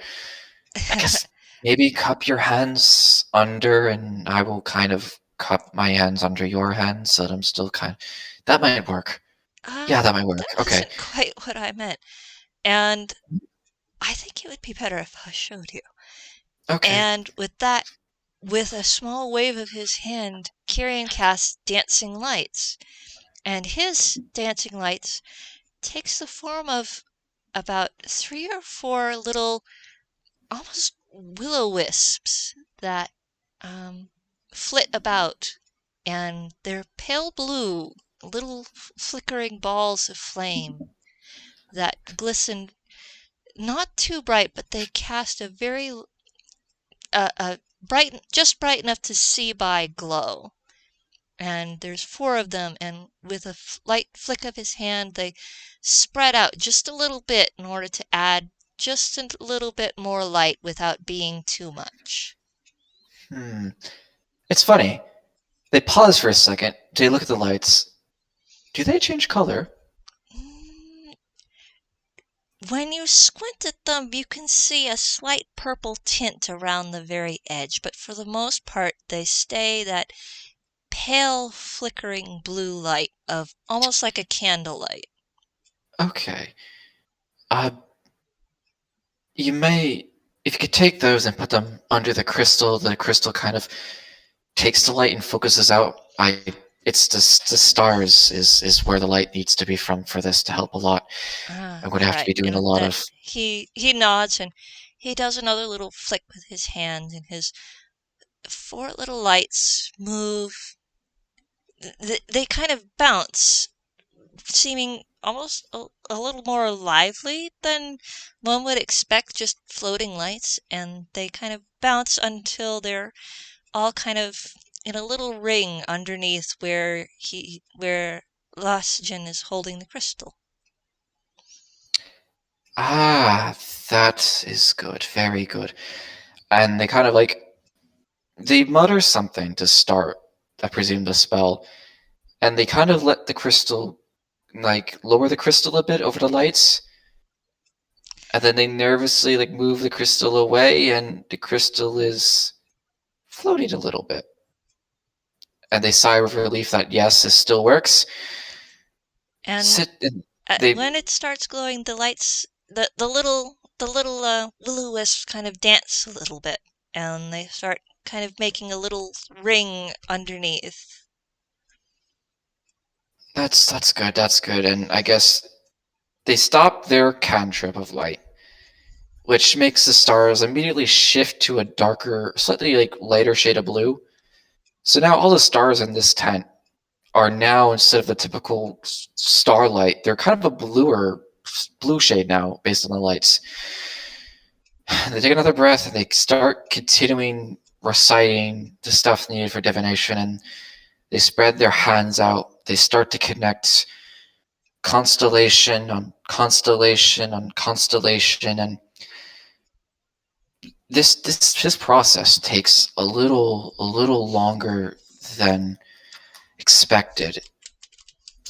Uh, it's almost, it feels like the spell is going is the way they're casting the spell takes longer than it normally would. But once all of the stars are That connected, that there's makes a, sense for how long it would take, considering you're not looking into the future in a weird way. You're kind of looking into the far past. in a sense, they they're looking, in this case, divination. Mechanically, it's asking a goal, event, or activity in 7 days. I guess in this way, for me to properly to describe this, they are, in a sense, they're asking what whoever the being behind them, behind the glowing eyes are, what, I'm going to word this in a way that makes it work for divination. What, I think since out of character, I think that since this is an FPS, we're allowed to kind of bend the rules a little bit. a little bit. Okay. In that case, So essentially they I would are, say for this, I will allow this to be a question of the past, all since you right. are asking about where this bloodline came from. Yeah. I guess I can word it in a way that makes sense for within the next 7 days. I will not forget that in my mind. But you see, by the end of this, the entire tent is fully constellation. There's not a single star that's not in a constellation of sorts. It's a weirdly beautiful inside the tent, and then all the stars slowly fade away.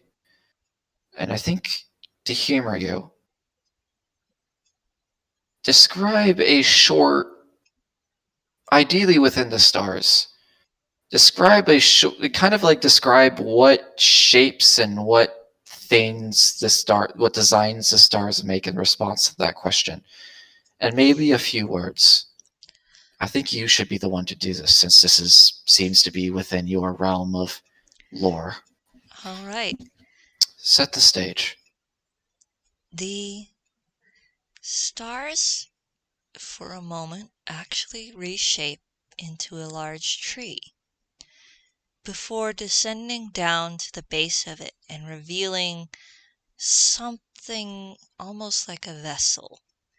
And then the vessel shifts and opens up into something that looks almost like sea life, except there's something more to them.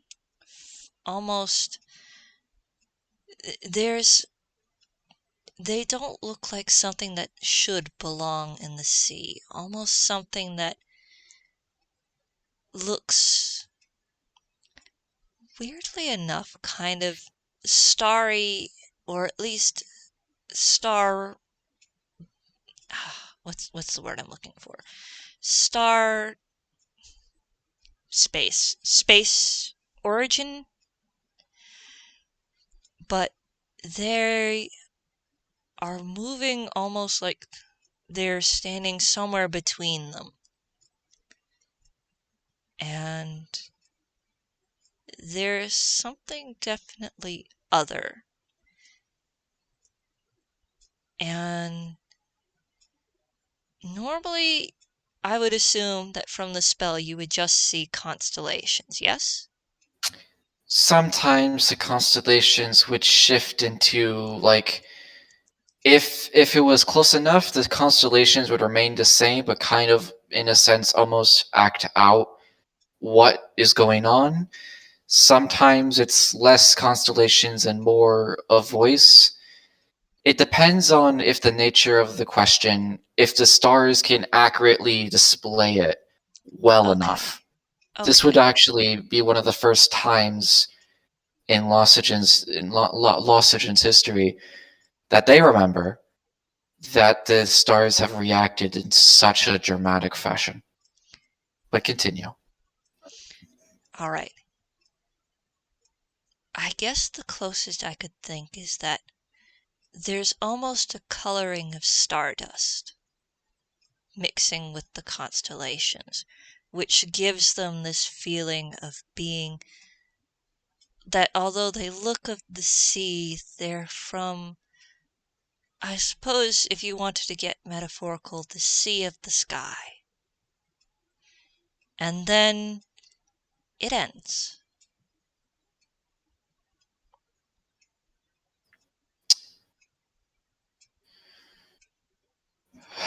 They mutter that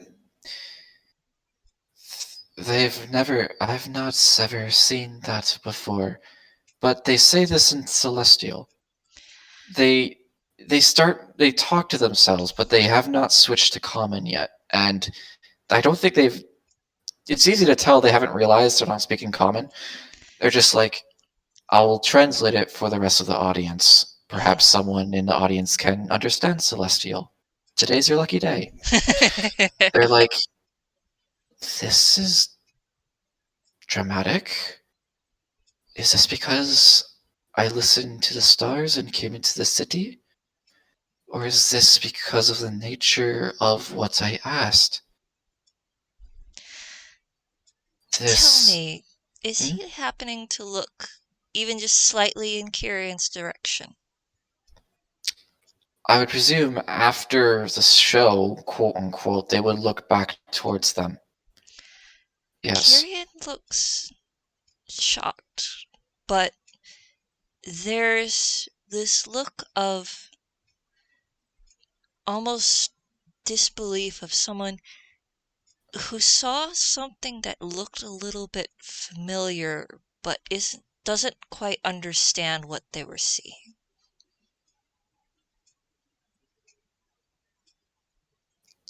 Still Celestial, you know more of this than I do, I think. An I ear don't think that. twitches, then he turns and says, I I'm sorry, what? I I didn't understand that. They switch to Dwarven, and they're like, you. Then they switch to Common. Oh. Ah. I'm a little sorry. My. I. I am I correct in guessing you were asking me something? I was, admittedly. I don't usually slip into Dwarven. Just Dwarven is just extremely useful language to know when you're reading things. Uh, I'm just essentially. I will admit. Now I'm wondering if the woe and wheel was for me as well. I don't know. The stars. You've gotten a very dramatic showing. The stars aren't usually this. Oh, And Joy, are, I'm unusual. I I mean, I think it's a much clearer answer than what they usually give. I mean, usually the constellations don't change.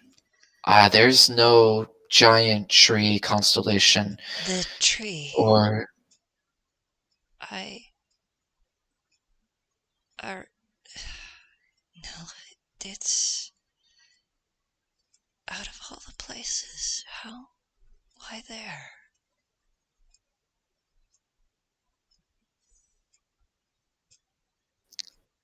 do you know of this tree? I Is there such a yes, that's the tree of Nelfi. It's no. Nelfi is my hometown. The tree. There's a tremendous, deeply magical tree that grows out of the seawater in Nelfi.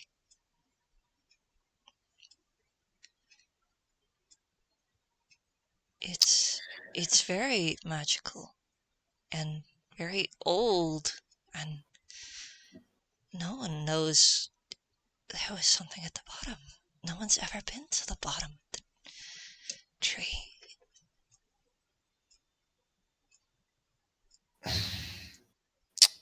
Wheel and woe. Wheel and woe. Good and bad. The tree is good and no one's ever been to the bottom. Is that the bad? The more I ask these questions, the more. The more they create. Yes, this is the nature of divination. I But I think we did. There is some answers there. yes, apparently I have space fish. Apparently. That is a very literal interpretation of this. It could maybe I'm sorry, that was a bad bit of humor. a little bit. It's all right. I think it's warranted after everything. Uh, the man that kidnapped you wouldn't happen to be from your hometown? If he was, I never saw him.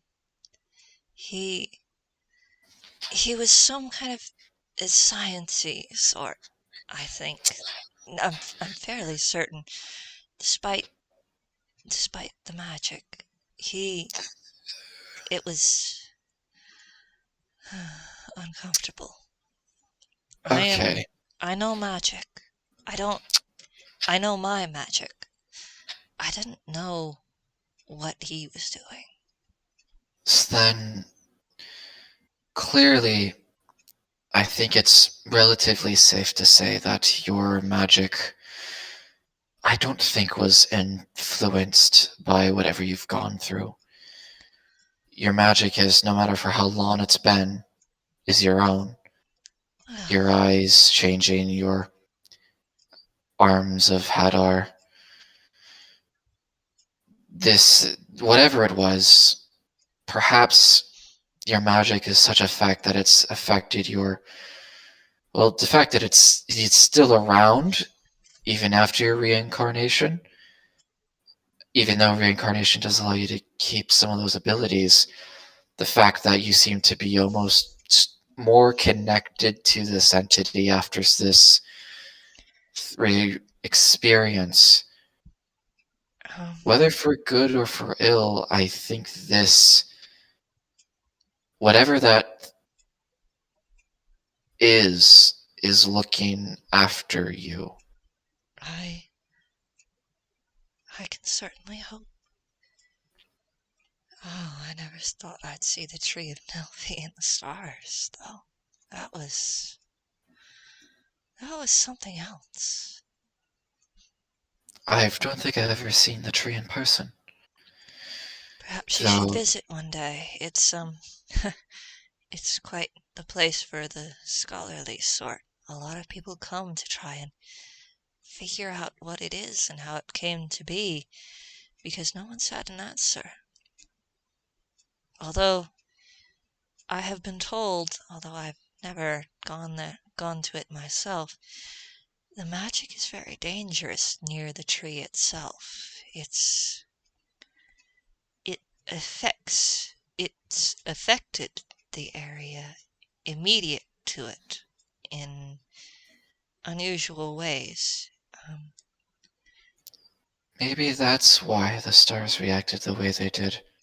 Perhaps Oh. there's perhaps they simply had a lot to work with. Well, I feel as if... What's the word?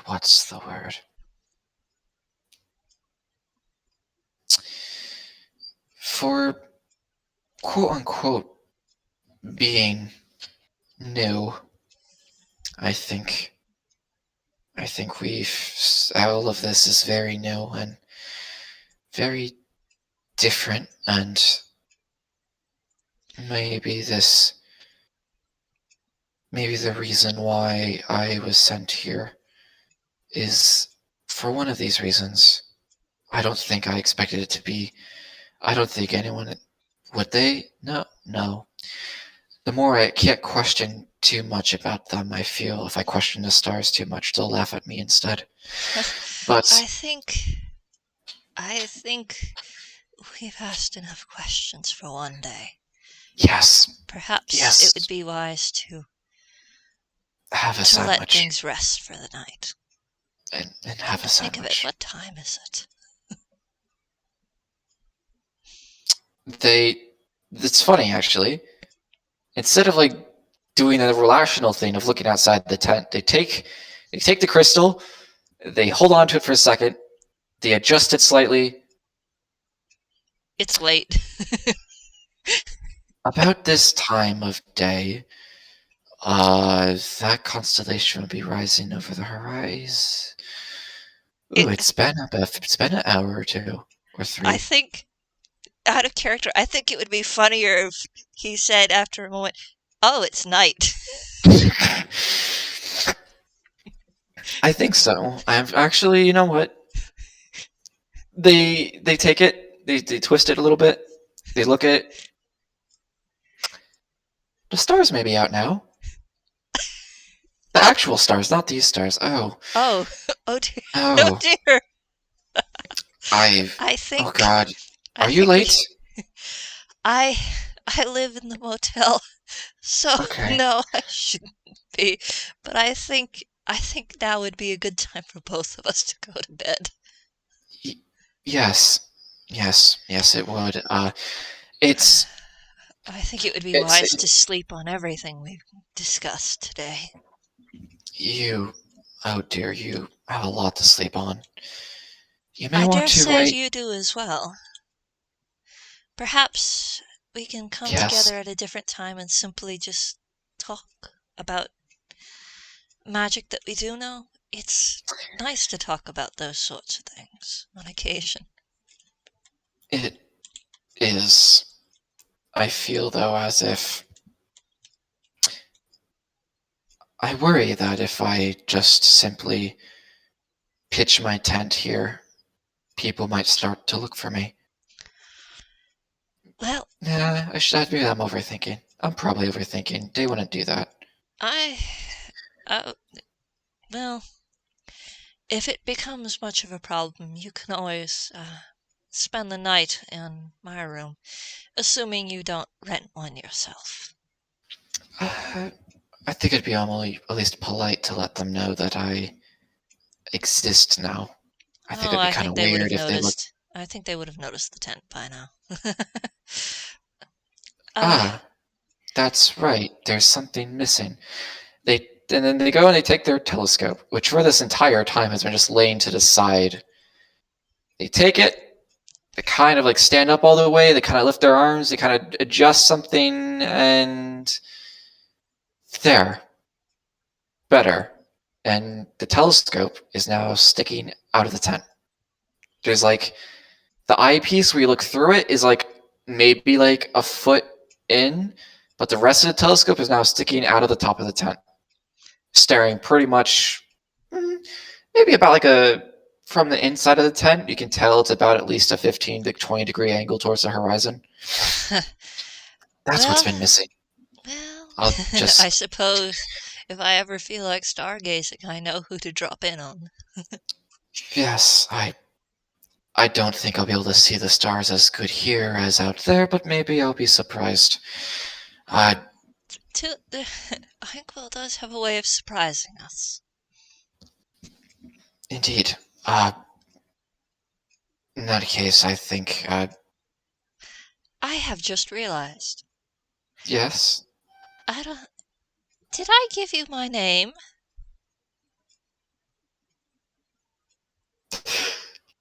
He looks at you. They look at you and they're like, I don't think you gave me yours. Kirian Blackwelle.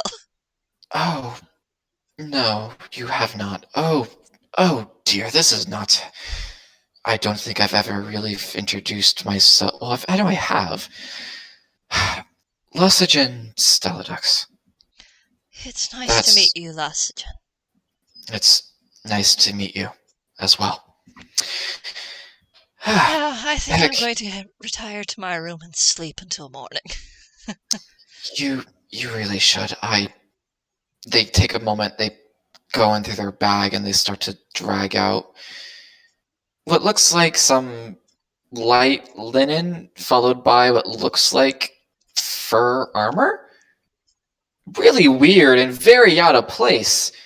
But there's this it's fur armor. And they just kind of lay it on the ground and they kind of just sit a little bit on top of it gently. And they're just like, yes, I might retire as well. Well, have a good night then. And with that, Kirian finally gathers himself. His dancing lights are still around, and they move to light the path to the exit for him. It's not that far. But there is this moment where when Kirian opens the flap, where even though it's dark, it's still a little bit brighter than the interior of the tent, and it's off. Not I to think mention he kind of everything. expects it because at least the outside would have the advantage of a moonlight coming in through the clouds. True, but yes, it is. It is a bit of a shift almost. And May the stars stars guide you. I'm not sure if I should say that now. he You are glances being behind guided. him and says, well, sometimes the stars are the most consistent map any traveler could have. And with that, he steps through and lets the flap fall shut. Lausijan sits there in the empty tent. The darkened tent, they don't need the light. They can see the blacks and whites of the insides and the weird color the crystal seems to make when it's not lit up. They can kind of see the darkness and the lightness within the crystal. They sit there and they just look up again at the ceiling where the stars would be. And they mutter in celestial just this. I do not think I was expecting this today. Will it be like this every day? And they wait. Nothing happens. But they give a customary waiting. Well, I guess you'll tell me if that's so. Good night. And they start to rest. Meanwhile, Kirian slips away to one of the farthest rooms in the motel from both the others and from the main building itself.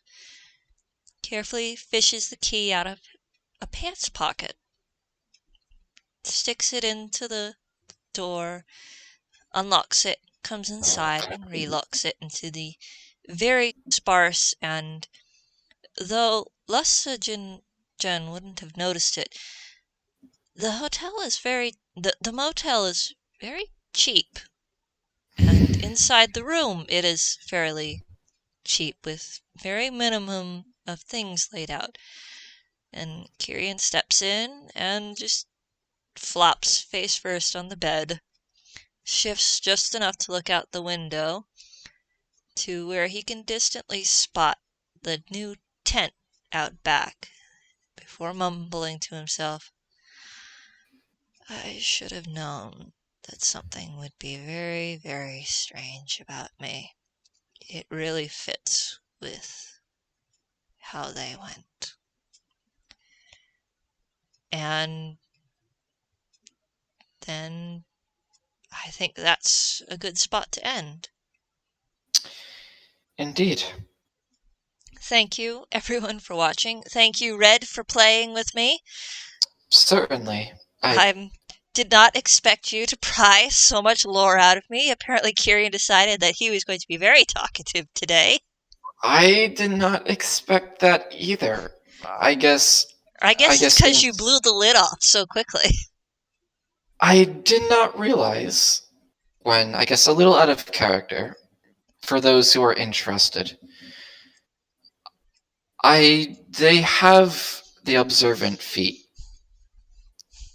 which gives them extra bonuses to perception and passive, because story-wise, that's something they're good at, because as you see, their nature of their job, they do insight, they look into people, they give advice.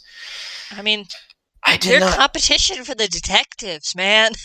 I really did not expect all of this to happen. It was fantastic, but also, what? Yeah, also, it's like, okay, this is your first day in town. I was expected to be yelled at about property taxes. But no, instead I discovered there's some giant, possibly weird entity, celestial being under a giant tree that I've never heard of until now. And everything is new. And Lausijan is still affecting me and how I am speaking. Oh boy. They are totally going to need a journal. Yeah, Kirian's got some serious unpacking to do now, because his previous real kind specification had been human.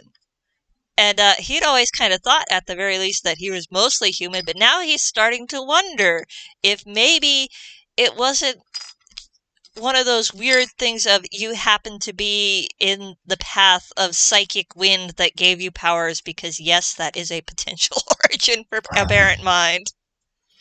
Oh boy. But he's like, he's starting to wonder if maybe in this case the bloodline thing was a little more literal for him, because that seemed a little too different from the usual things that he'd read about. Yeah. Anyways, I think that's enough before we ramble too much. It's actually Indeed. really, really late for me, so I should probably be going What to time bed is it? myself. But thank you for playing with me. Certainly. Goodbye, everyone listening now and in the future, even though we don't really have an audience at the moment, at least. You never know. You never know. But goodbye for now, and I think now's as good a time as any to sign off properly. So, goodbye. Good afternoon, good evening, good morning, no matter what time it is. I hope this was an enjoyable experience to listen to.